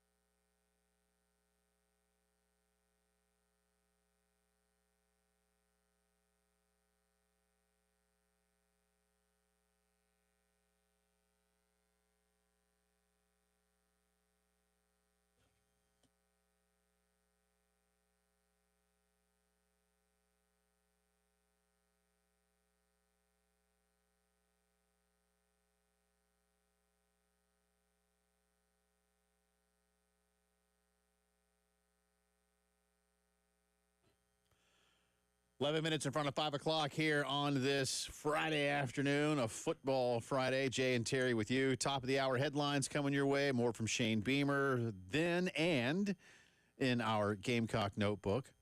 And I am told, well, actually, okay, I don't want to say it like that. Mm-hmm. Elijah Campbell will be playing the Wild Card Showdown with us. Is he? And he's coming in to do that before the high school show. Oh, okay. Cool. So, and Terry is going to either give you his debit card if you win the Wild Card Showdown or a beer card. You would want the beer card out of the two. Just saying. Maybe. You would want the beer card because God knows you wouldn't want my debit card. Maybe. You know, people who have stolen it have given it back to me. They stole my identity. They're like, dude, you can have this back. Your identity sucks. Like, man, that guy on the dark web, That's hit funny. me back up. That's funny. He's like, my bad. In fact, hey, buddy, I'm going to give you $10. That's right. I'm going to steal you an identity to replace the one you have. Let me get you something here. Awful. Free of charge. Free of charge. All right, before we have Terry hit me up with Jay or nay, one more, as I said, addendum to the drive around the SEC. Today, the NCAA suspended Florida baseball coach Kevin O'Sullivan for the first 3 games of the season. You might remember that back in the Conway Regional, Kevin just went nuts on, like, everybody. Yeah, and he was angry that Florida wasn't playing well, but he blamed the field conditions and yelled at a guy with a physical ailment. It was not. I don't think Kevin's going to use that video as a proud moment. I mean, and remember, every third word was an F-bomb. It was bad. Bad. No matter what you're angry about, you got to handle your business better than that. You just do. But the NCAA officially issued what they called a public reprimand to Kevin O'Sullivan. They determined during a meeting that O'Sullivan's actions were misconduct per an NCAA bylaw. And it says any misconduct, quote, is any act of dishonesty, unsportsmanlike conduct, unprofessional behavior, or breach of law occurring from the time the championship field is announced through the end of that championship. And they felt strongly that Kevin O'Sullivan did not, in their words, exhibit good sportsmanship, and his actions were unsportsmanlike. They also accept additional penalties being imposed on O'Sullivan by Florida, including a 3-game suspension to start the season. I don't know who they have, but it was, And look, he issued an apology. Yeah. I don't know how sincere it was, but probably it felt like it was one of those that, look, Kevin, you got to apologize. I think Scott Strickland called him and said, "Dude, we'll even write one for you." Yeah. But you got to apologize. But it was, and really, remember there were 2 things. It wasn't just that one. Yeah, he had a rough go there. Yeah. It wasn't good. So there you go. It was not good. All right, game show music time. There we go. Let's just enjoy it. Yep. We should just sit here for 2 minutes and go, screw the segment. Let's just listen. You think I'm kidding when I say I could. But Oh, I'm not kidding. It just takes you back to a happy place as your youth. A new car. Woohoo! All right, here we go, Jay or nay. An SEC team will win the national championship in 2025. Oh, wow, man. Wow.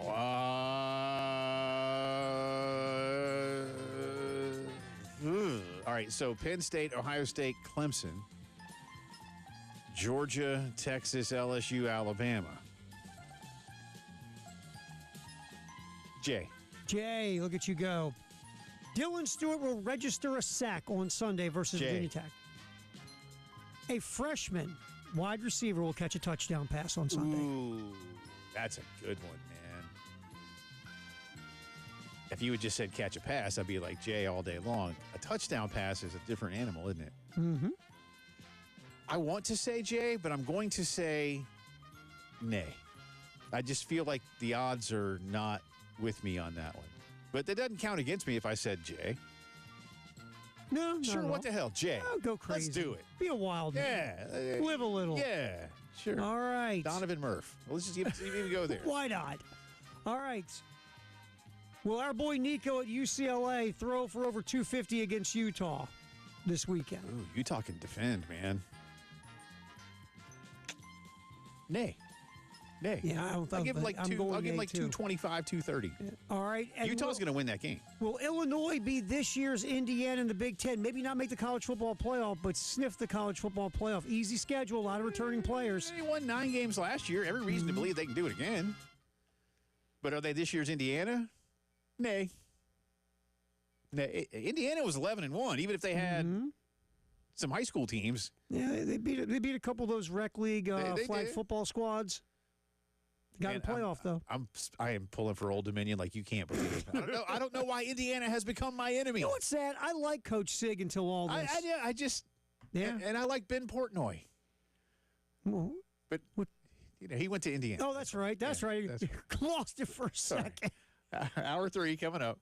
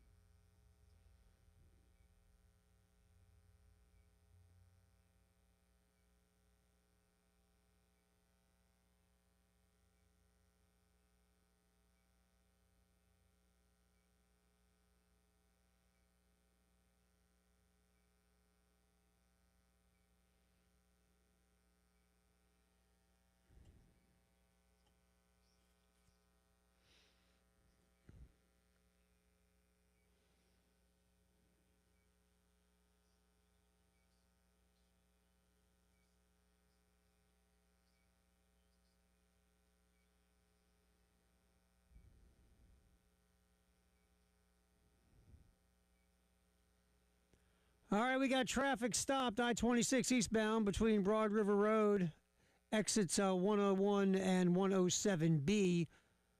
Some issues going on there. Also, I-26 westbound between Airport Boulevard and exit 107B as well. Accidents, Forest Drive at I-77, Garners Ferry Road near 77, Highway 60 at Columbiana Drive, North Lake Drive at Columbia Avenue, Old Orangeburg Road at Platte Springs Road, Two Notch Road at South Lake Drive as well. We've got our 5 o'clock news coming up from Integrated Media. Also, the showdown is back in the 5 o'clock hour here on the post-game show on the game.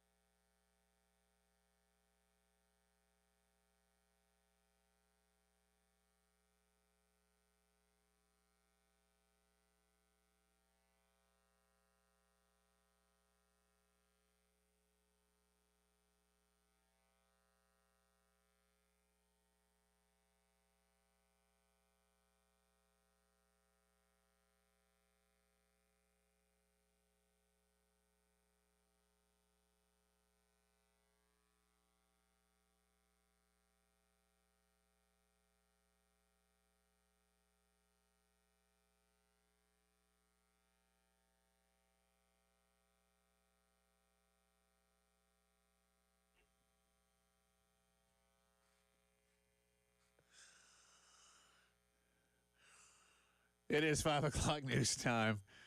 I suppose because I'm already just in a giddy mood because it's Football Friday and like we're getting all this stuff done, but then I get to hear the touch my earpiece like this thing and I just laugh a little heartier. It is classic. Honestly, dude, it's the best. It's the best thing you've ever done as our program director. It makes me so happy every day. So thank you for that. I won't lie. When I found that thing, that's the best thing. Dude. I listened to it. The first time I heard it, like I could hardly talk. It was so good. Because you didn't tell me. You're like, I got something new. You're gonna love it. I still remember that. I still remember that. Oh my God! I'm not lying to you. When I found it, I had to listen to it 3 or 4 times because I laughed out loud. So it's a beautiful thing. And it's real, by the way. That's not that's not from a movie. So good. That's not from like Anchorman 4. Right. That's a real news anchor. Anyway, lots to get to here in the news. We start with Gamecock football, of course. South Carolina now a 7.5-point favorite over the Virginia Tech Hokies on Sunday afternoon. Kickoff just past 3 o'clock at the Dome in Atlanta. Shane Beamer on Carolina calls last night says he and the staff, while having not yet put out a depth chart, do indeed feel very good about their starters. We do. Tomorrow's practice is important.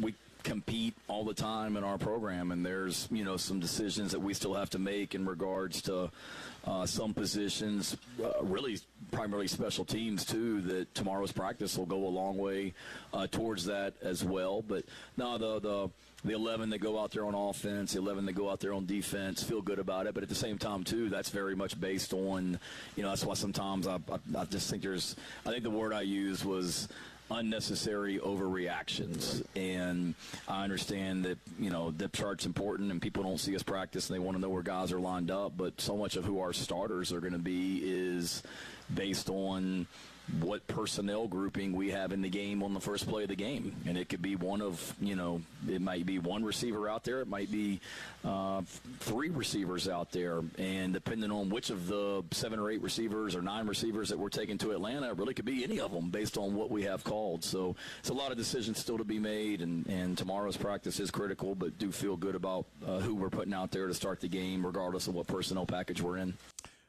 Our good friend Brad Crawford joined Terry and me in the last hour, and it was Brad's opinion, and I think it's a good one, Terry, as you heard him say, that one of the reasons that Shane didn't put out a depth chart is because there are going to be potentially several freshmen that have an opportunity. And I think and Shane didn't want to give too much away. Shane didn't want to let go of some of that competition that he mentioned this week, but that was Brad's thought process. And I think if you kind of retroactively go back this week and think about some of those things and begin to put these things in place, it makes sense. Does it happen? Again, who knows? It may well be, let's just take offense for a second. It may well be that Mike Shula and his offensive staff still haven't really decided what the script looks like. Sure. Or things like that. But yeah. And so that will obviously have a determination. I mean, I like Lenora Sellers is going to start.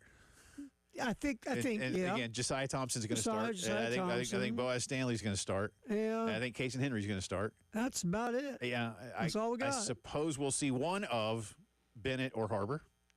And I think Michael Smith. I think. But in all seriousness, yeah. I think Brad might be onto something there in that you're not giving you can't give it away yet. Yeah, because let's go to that point real quick. Let's say they came out and they ran personnel with 2 tight ends. Then Brady Hunt and Michael Smith are on the field together in the first series. And like Shane said, what if you go 4 wide with no tight end? So they could do. Then so many chances are really good things. at freshmen on the field. Exactly. Yeah. So you just don't know. Probably at that point when you heard Shane talking yesterday, they might still be playing around with some ideas in that first series. Yeah. And they have an extra day to do it, don't they, in a relative sense. While we don't know if he will start, Shane Beamer last night on Carolina Calls did tell us what they expect from Rasul Faison. Yeah, he'll be a major part of it. We've been preparing all along for him to play a major role in this game, along with our other running backs. We really like that group, and I've talked about it publicly a couple times that we have more depth at the running back position than what we did last year. Sewell, really proud of him because it has been a stressful situation. You go from, thinking you're getting ready for a college football season to, in late July, early August, I've got NFL general managers reaching out to me about him. Right. If this doesn't work out, we're going to be interested in potentially signing him. What do you think? And it's just for him to be able to, compartmentalize all that and still focus on just being a good college football player. Proud of him and really happy for him that it got resolved. And, appreciate our compliance office, Angie Ludwig, John Stevenson, Aaron Abbey, and all their work, and the NCAA as well. So happy for him. Now glad it's behind us and looking forward to watching him run the football this Sunday. Lots more to get to from Shane and Coach Shula, Coach White coming up in our Gamecock Notebook here in just a few minutes' time. But as we continue our integrated media headlines of the day, now that we've all had about, honestly, just a shade under 24 hours to process it, the Micah Parsons trade to the Green Bay Packers from the Dallas Cowboys still is the story of the football world over the last day. And Terry has a cut here. If you're a Cowboy fan, you may want to plug your ears. Not because Jerry is going to say things that are FCC violations, but they just may be things you don't want to listen to your owner say. The facts are, and we'll cover it, I'm sure, with many of your questions. But the facts are, specifically, we need to stop the run. And we haven't been able to stop the run at key times for several years. And when you have the kind of extraordinary pass rush that Michael had, then the way to mitigate that pass rush is to run at you. If the pass rush doesn't get you ahead pretty big time, and you're playing even or behind, then you've really got a problem in stopping the run. See, there you go. So this trade was made to stop the run. Because, again, forget this rush to the passer thing. It don't work if you can't stop the run. So you get rid of one of the best pass rushers in the league in the middle of his career because you've got to stop the run. And then is he saying that Micah Parsons is the reason you couldn't stop the run? It sounds like it, because there was another quote a few minutes later when he basically said, I'm paraphrasing, but and with all due respect to Micah, but he's not. And I'm like, dude, this guy's a generational talent. And he's elite. By the way, all right, is he like the greatest run stuffer in the history of the league? No. But Micah Parsons' Pro Football Focus grade versus the run was 62.5. You know what that is? That's fine. That's solid. It's not wow. But you know what it is? It's not awful. Look, Trey Hendrickson in Cincinnati, in his contract, it says, I'm not tackling a running back. Right. That's the new deal, the new contract. Well, and look, I was just looking. They drafted two. Here's the thing. They drafted two defensive tackles, Terry. Two Big Ten guys, but both in the 7th round. Jay Toya from UCLA and Tommy Angbasote from Maryland. Those are depth picks. Mm-hmm. Those aren't, if you wanted to, you got an offensive lineman, you brought in another edge in the 2nd round, you brought in a corner in the 3rd round, and then you brought in, again, a depth running back in the 5th round. Why didn't you address the inability to stop the run in the 1st or 2nd round? If that's what you really thought your team's big.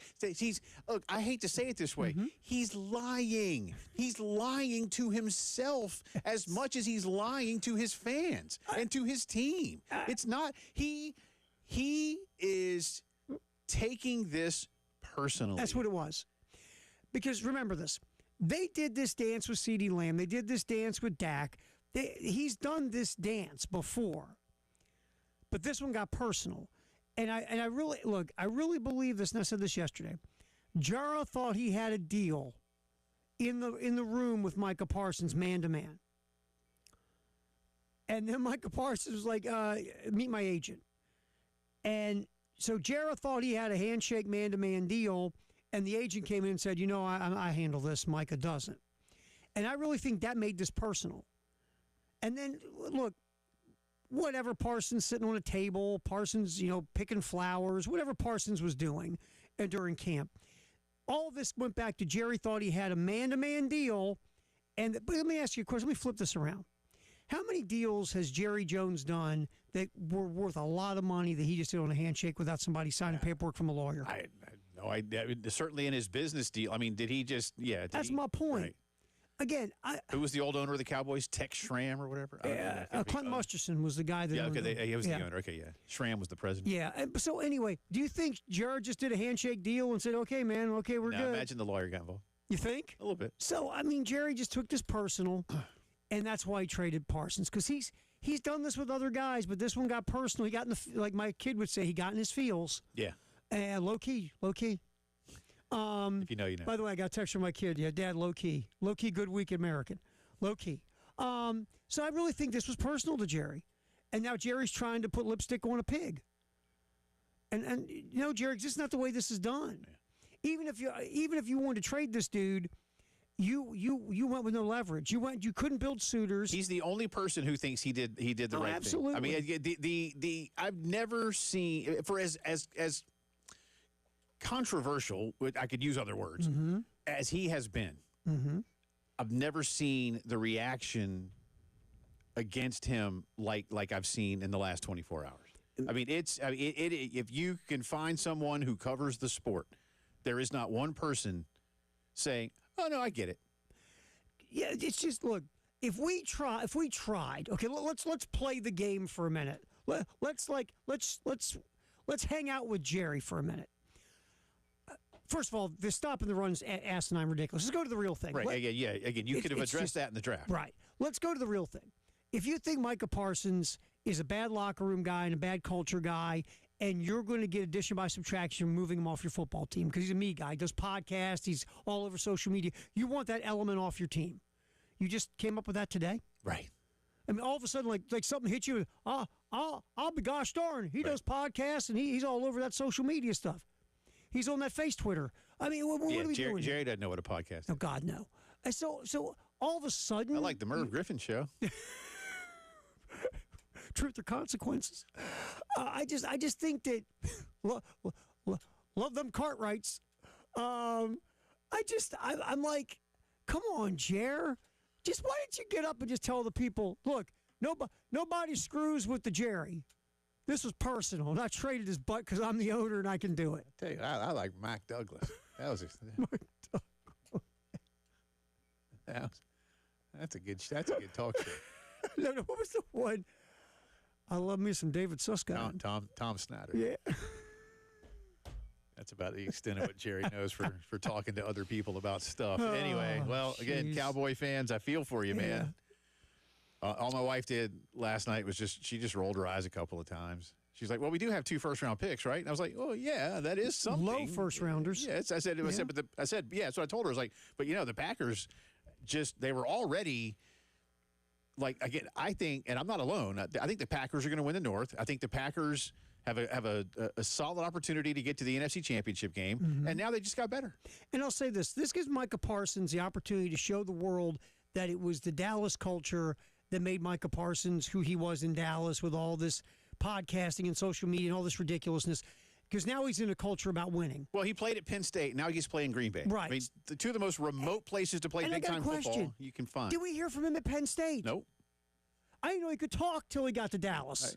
Right? So in between that, what happened, Jay? Yeah, he went to Dallas.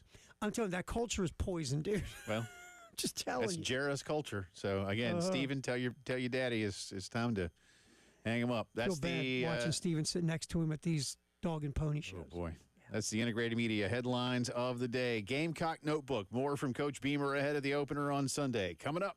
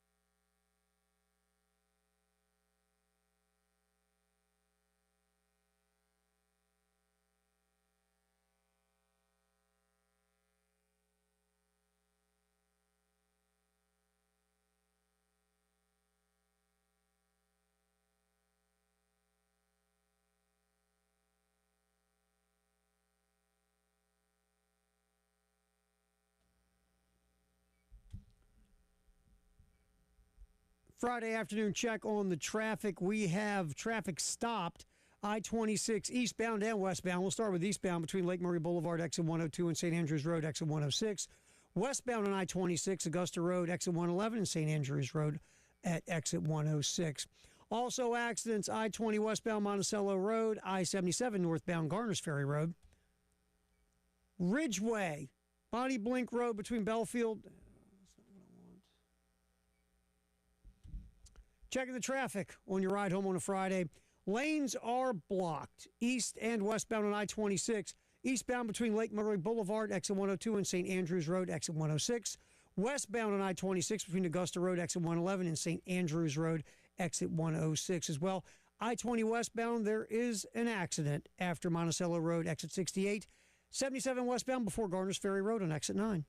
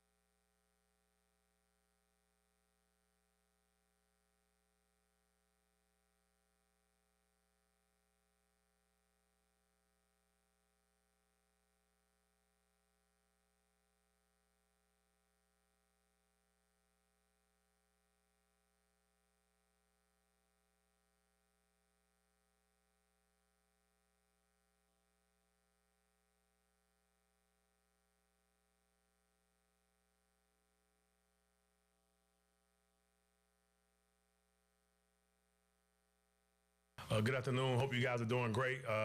Obviously excited for the season here to get started. Great test for us and with Virginia Tech, and obviously great ton of respect for their program. It's a team that's normally been physical and a fast football team, have a great tradition. So just excited. Obviously growing up in my era, Virginia Tech has always been one of those teams that you felt like it's a fun time to play those guys. But it's a good football team. Starting with their quarterback, Drones, is probably one of the top quarterbacks right now that we're facing. If you just look across our schedule in regards of just experience and playmaking ability, definitely we're excited to go out there and play football. Clayton White on the Virginia Tech Hokies and what he's excited for. And I think Kyron Drones is. I mean, Carolina is facing so many good quarterbacks this season, man. I mean, I'm telling you, you get this guy out of the ACC, you get Klubnik out of the ACC to end the year, and in between, you are playing so. I mean, listen, even guys like Calzada and Prabula that we don't know as much about because they just haven't had the time have such high marks from their recruiting days, you know. And Drones is such a wild card. I mean, he's always had trouble throwing the deep ball. That's been an Achilles heel.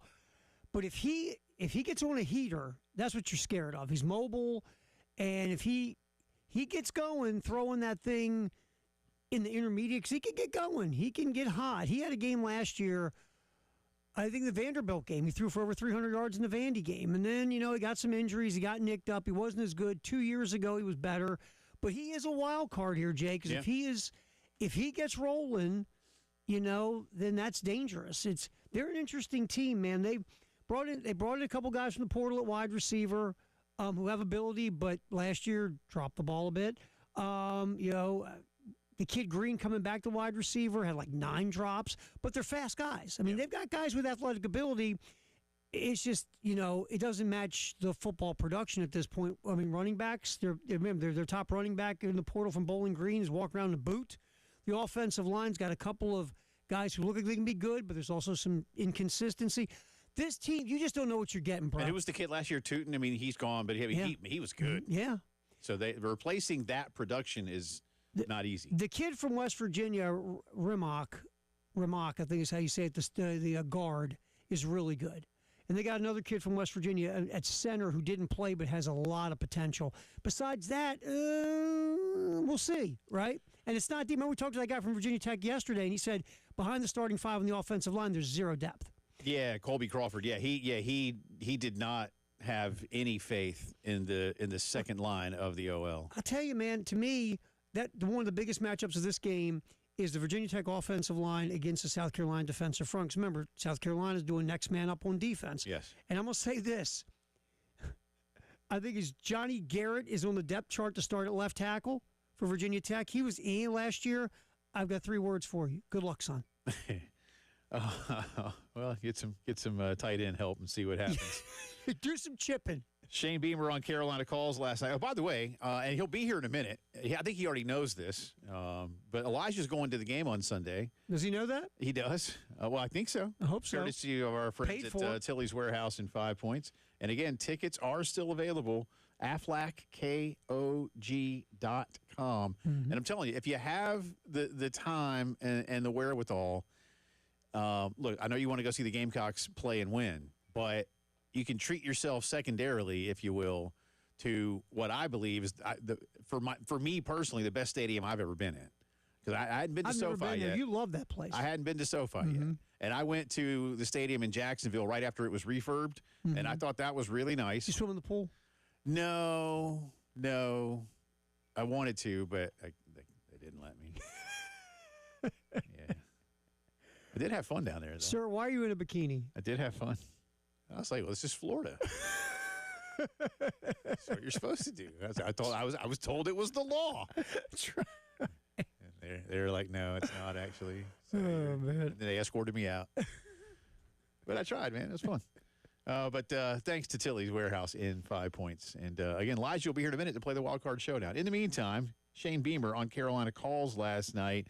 A lot of new players in. 2 new coordinators in, too. How much of a challenge is that for the Gamecocks going up against new schemes? Yeah, it's a challenge. I wish I had the best answer for you.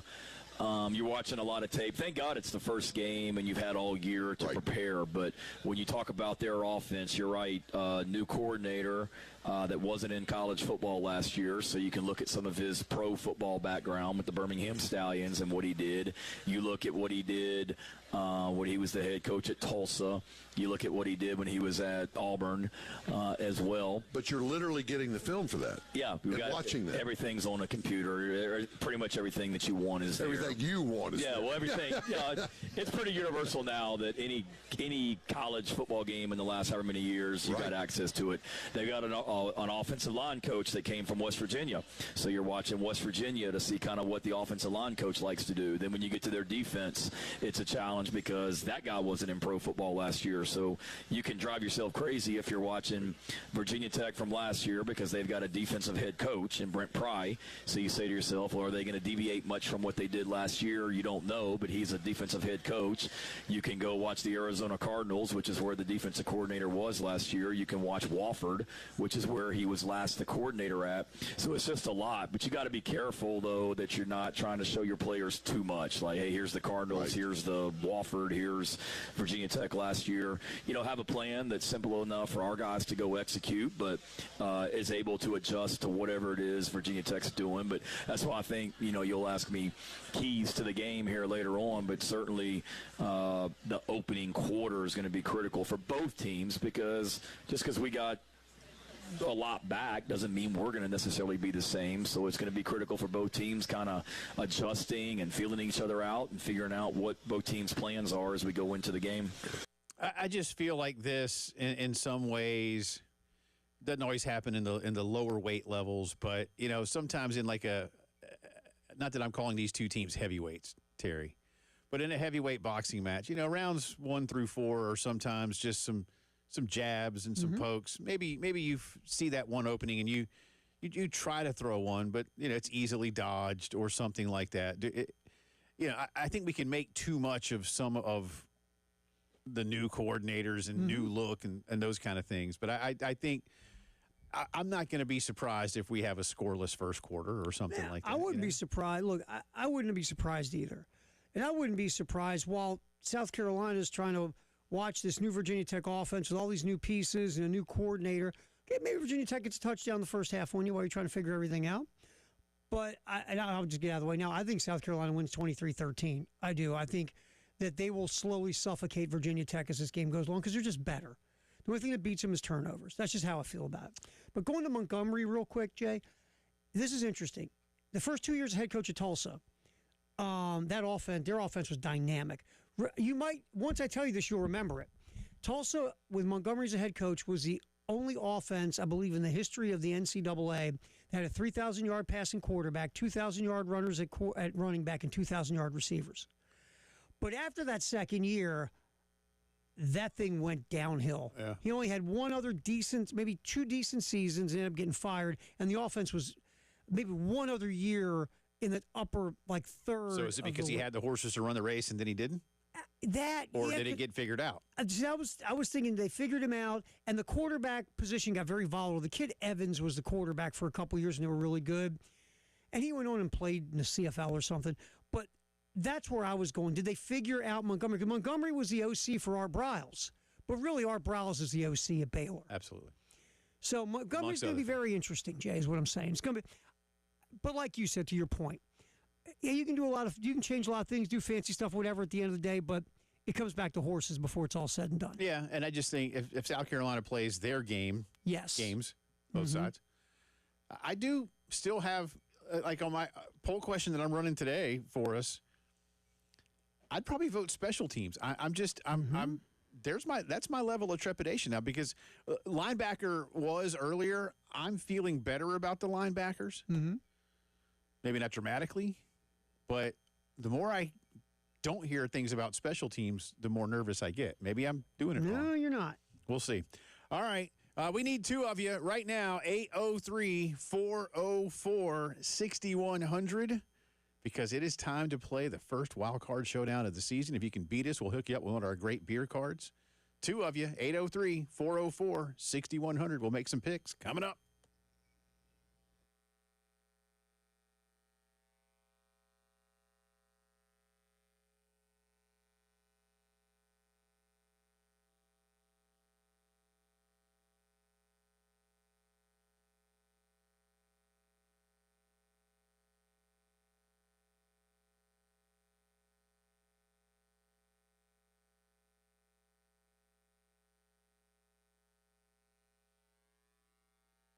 AAA Heating and Air, ready to keep you and your family nice and comfortable, not just this year, not just next year. How about for the next 15 years when you get a brand new system? That's right. Roy and Dana Finley will hook you up not only with a fantastic piece of equipment and great service, but also a 15-year parts and labor guarantee. Check this out.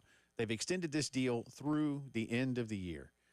Guaranteed financing, no payments or interest for a full year, $1,500 system buyback rebate, 15-year parts and labor guarantee. We just had a new system in our upstairs installed where my kids sleep. They're very happy because they were not as comfortable with the old one, which had been repaired once, but you know what? It was old, and we put it out of its misery.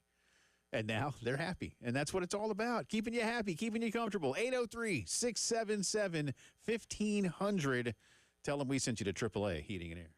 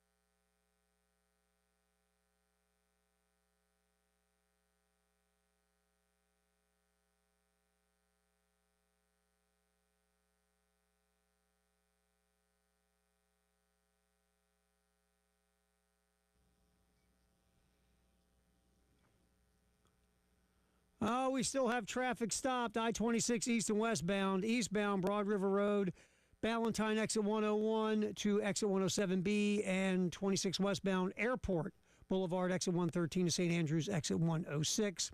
Also, accident reported Highway 321, Glen Road, I-20 westbound after Monticello Road exit 68. Also, I-26 westbound at Bush River Road exit 108A, and I-77 northbound at Garner's Ferry exit 9. Two Notch at Park Lane as well, and Whaley near Wayne Street. The showdown is next here on the postgame show.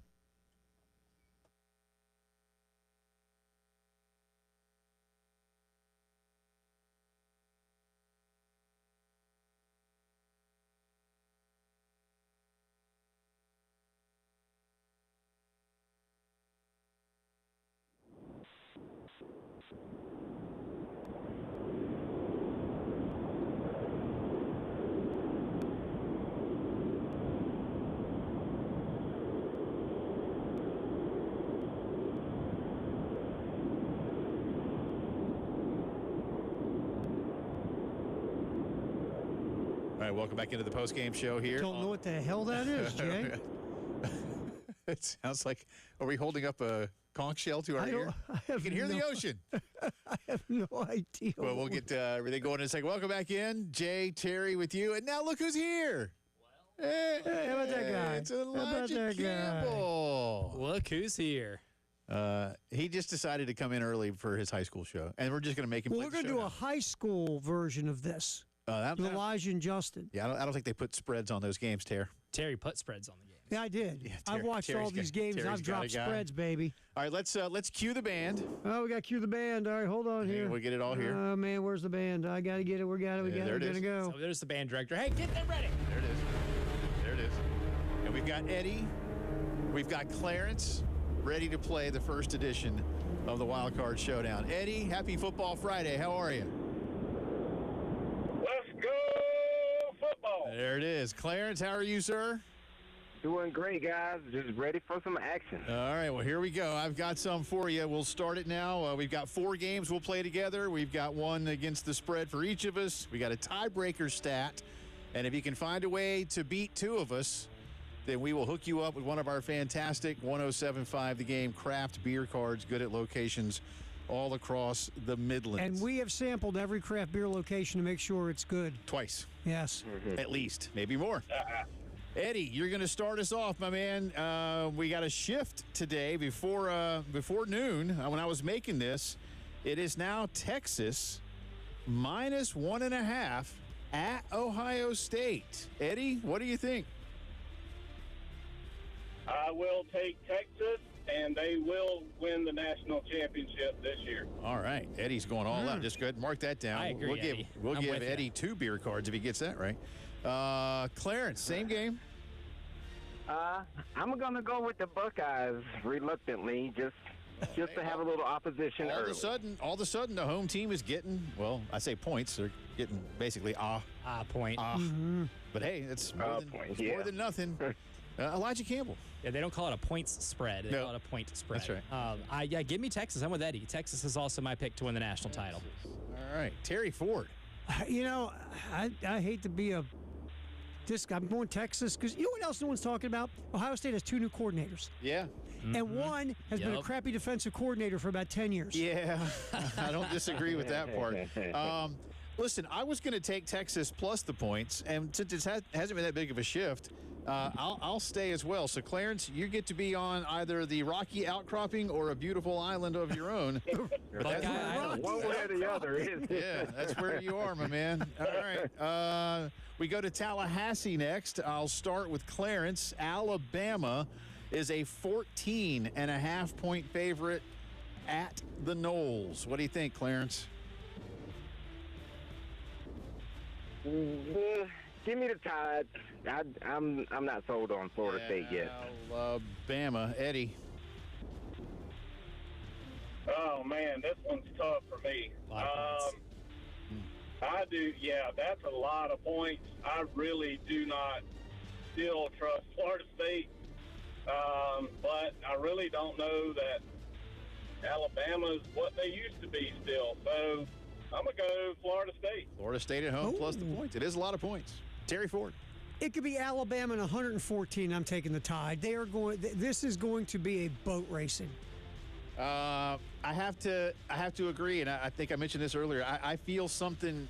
My gut, and my gut is so often right about these things, I assure you. I think Alabama, yes, it is that beer. That's right, my man. Nice. Ding, ding, ding. Maybe Extra 3 beer points. cards. That's right, yes. Yeah, beers. They don't call it a beer. Beer But I'm spread. that beer gut says Alabama 45-10. So give me the Crimson Tide in Tallahassee, and that takes me to Elijah Campbell. Yeah, my beer gut tells me what Alabama's about to do to Florida State and Tallahassee will be considered assault in most states. It will be illegal. It could get you a life in prison in some Right, states. so now Eddie has himself on an island for game number 2. We travel to Clemson next. We don't typically do Tiger and Gamecock games, but this one's big.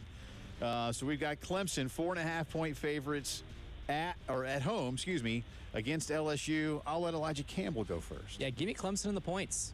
I think that might be a Clemson-Texas national title game. All right. Eddie, you're next. Well, as a Clemson Tiger fan, this game makes me nervous. That, to me, I think they can cover that, but I am not sure. Or I'm going to go, they kick a field goal in overtime to win the game. All right, so LSU getting a I little like the bit of points emotional there. hedge there. Terry Ford. Yeah. If this game was It's at a big LSU, game. I take LSU. The game's at Clemson. I'm taking Clemson. Taking That's simple. That's Clemson simple, at home. huh? All right, I'm kind of where Eddie is. I think Clemson's going to win this football game, but I think Clemson's going to win by 2 or 3. So I'm going to take LSU and those points. Clarence.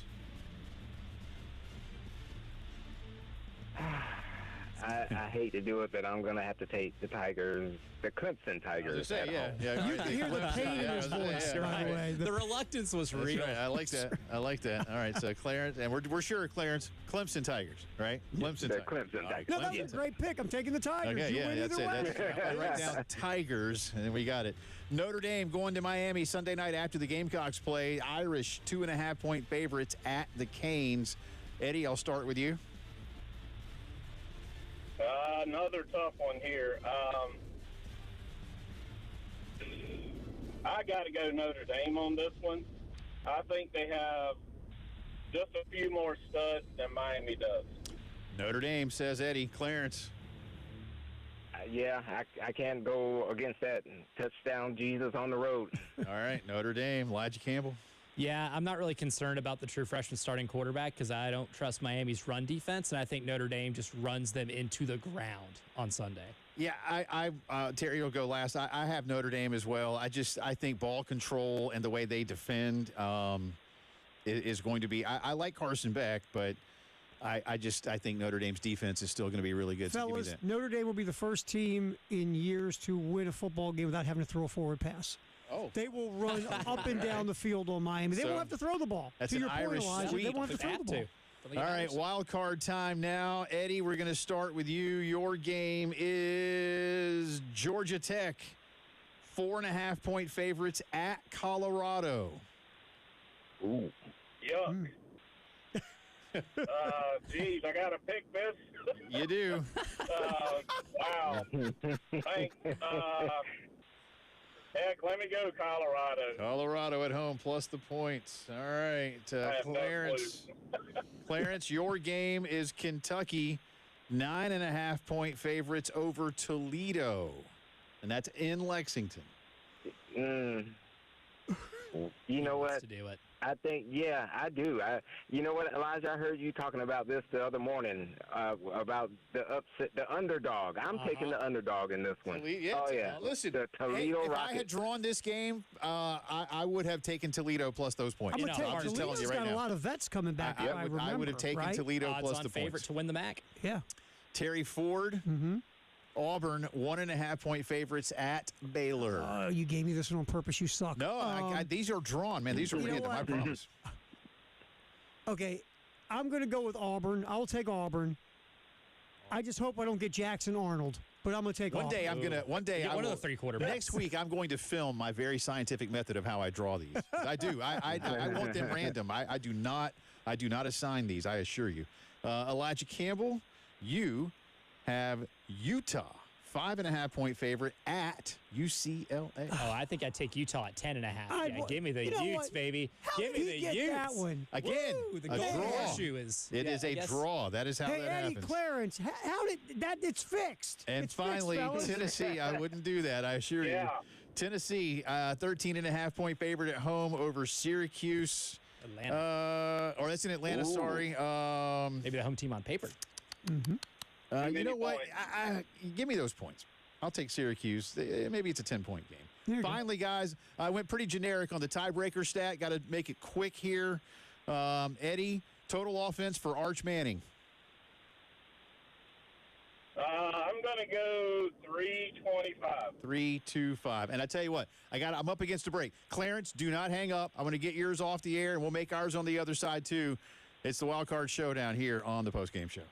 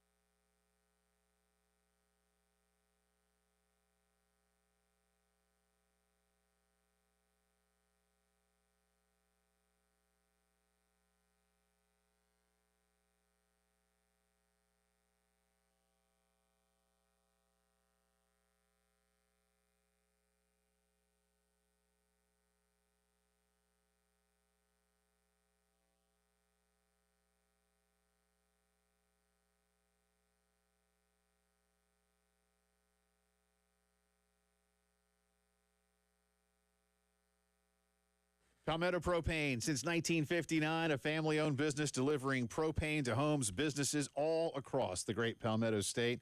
They are the leading full-service propane company across South Carolina, and now they have opened up their Hearth and Patio home store showrooms all across the Midlands to let you see so many of the great products they have added to their repertoire, including fire features, indoors and outdoors, top-of-the-line appliances, amazing Rinnai tankless water heaters. I'm telling you, got one, get one. You'll love it. Palmetto Propane, known for expertise and experience. They're trusted service technicians, and they provide exceptional service you can count on. They're with you every single step of the way. Batesburg, Lexington, West Columbia, the Aiken-Augusta area is where they have their stores. They've been delivering propane and fuels to homes and businesses since 1959. Find a store near you and learn more at palmettopropane.com.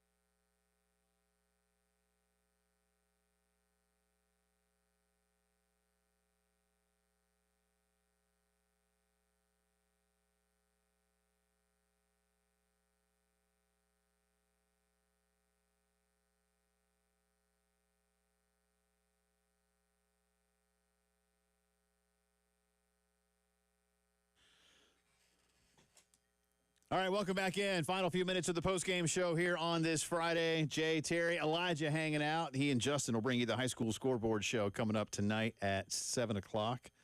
Elijah did get some sleep. He was at Darlington today. If you would like to be at Darlington tomorrow with sleep, we have four pairs. Is that right, Terry Ford? 4 pair. All right, here's what you can do. If you want to go tomorrow night to the race at Darlington, the first 4 of you that text the word Darlington to 803-404-6100 will get tickets.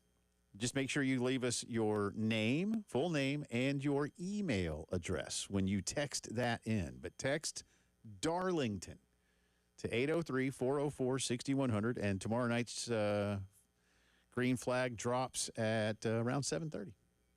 So enjoy. How was your day at Darlington? That was my first time being there. I thought that was really cool neat. Little place, man. A really neat experience. It's not a little place. It's a cool medium track because it's not like Talladega or Daytona, but it's not. Because I know you're from northern Tennessee, so you've been to Bristol. Smaller, yeah. But it's a cool place, man. Yeah, it was really. You go back in time, man. It's a cool place. It is. You do. It's interesting. It really is. Yeah. And cool. it's it's not like you got to kind of get off the interstate and go into town a little bit, and then you're there, and it's a cool place. I like it, man. Yeah, it's a cool place. Good atmosphere there this morning too. I mean, it was almost like being at a music festival. Did Jen get to ride the blimp today? Didn't get to ride the blimp. No blimp? No blimp, unfortunately. All right, because she's ridden the blimp before. I know that. Jen's driven it. Forget riding it. She steered it. That would be. I would seriously be amazing. That would be. I would love to do that. I'd love to be able to steer the blimp. That'd be so cool. If you said, "Hey, I got to drive the Goodyear blimp, fly the Goodyear," man, come on. Be excited, but somebody's getting. All right, we got to finish up the showdown. Our tiebreaker stat: Eddie picked 325 total offense yards for Arch Manning. Clarence went 357. So I will now toss it to Elijah Campbell. I'll go 279. 232 passing, 47 rushing. Oh, you've broken it down. I broke it down. Look at you. I'll let Terry go last. I'm going to be a little above Elijah. I'll go 305. Elijah went 279? He did. I'm going 278. Classic. Classic. $1, Bob. Gamesmanship. I used to play Prices Right. $1, Bob. I got it, man. You're no stranger to this game show. You should play the music again. Do we have it? No, it's too late. There you go. So we're all in. I'm excited. Again, Eddie, Clarence beat 2 of the 3 of us. We will hook you up with a fantastic 107.5 The Game beer card. Since Elijah's here, final thoughts. Look, I think we've all made our picks at Gamecock Central. We've all picked a South Carolina victory. I think I picked 27-17. You picked what? I picked 24-16. Okay. And I Terry? went 23-13. 23-13. My players to watch. Defense, Judge Collier. That's a good one. And on offense, Mazio Bennett. Ooh. Those are my players nice. to watch. That's nice. On Sunday. I think if those guys, beyond some of the obvious, have good days, you don't have to have great days, good days, solid days. I think that's even better for Carolina. I mean, I'm going to look at Michael Goodwine. Yeah. A guy that came in, former big-time recruit at Bama last year. He was okay in the rotation. I think he steps up. Offensively, I love the Bennett pick. Because I think, look, we didn't talk enough about how solid he was last year. I mean, he had some moments that were quite important to that football team as a freshman, and we're so busy getting goo-goo eyes over these freshmen and talking about Nick Harbor's 2 flat speed in the 40. I think Mazio Bennett might end up being the guy that leads his team in receptions. So I think that was a good one, sir. Thank you. I think Mazio is certainly the best route runner. I think he was the best route runner on the team last year. And in terms of getting himself open, he's probably better than anybody on the team right now. Right. So I love that pick. For offense, for me, it's Josiah Thompson. Really the biggest defensive threat that Virginia Tech has in terms of getting to the quarterback is Ben Bell, the transfer from Texas State. This is a really good test. And Ben Bell, and out of all the snaps I watched from at Texas State last year, lined up on the left side every single time. Josiah Thompson's going to have to play a guy who's been playing college football for 6 years and keep him away from Lenore Sellers. We're going to really see what his development is like as a pass protector. I'm looking at Josiah Thompson a lot on Sunday. Defensively, I'm going with Sean Murphy because out of all the transfer guys that came in, they're going to have to fill in for really big roles. From outside parties, that's the one I've been told to watch the most in terms of his freakish athletic ability and his versatility at the linebacker position. If he really pops, that's going to help out that defensive line a lot when it comes to stopping the run. Another guy, huge, coming out of high school. We'll see. Yeah. Real quick, my man, before we go. Okay, ready? let's do it. Ready? Yep. Over under Lenore Sellers 225 passing yards. Over. Nick Harbor over under 50 receiving yards. Under. Rasul Faison over under 50 rushing yards. Oh, boy. That's the tough one right there. That's the one that'll make you think. Give me 60 over. Jay Phillips over under craft beers in 4 quarters. On a Sunday afternoon? I'm setting it at 5.5. I was going 5.5. No, not while I'm watching Carolina. 2. So it'll be under. 2. Well, the game starts at 3, man. Wow. And I got to work the next day. Man, I saw Campbell. If the boss had given us Campbell knock down those many in the room at SEC Media. If the boss had given us the day off, I'd have rookie numbers. Hey, listen, what a great show today. Thank you. Thanks to Brad Crawford. Thanks to Langston Moore. Glad to see Elijah again. For Terry, Jay, safe travels if you're going to Atlanta. We will be here on Monday. Yes, Even if you're not working, we are. Join us then. See ya.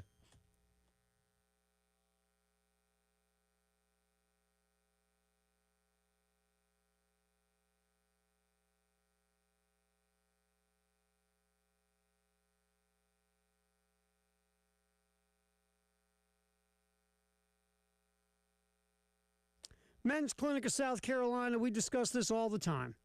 Look, if you're a guy and you've gotten older and things just aren't the way they used to be, and you're flipping out, you're freaking out, look, it could just be low testosterone. It's so simple.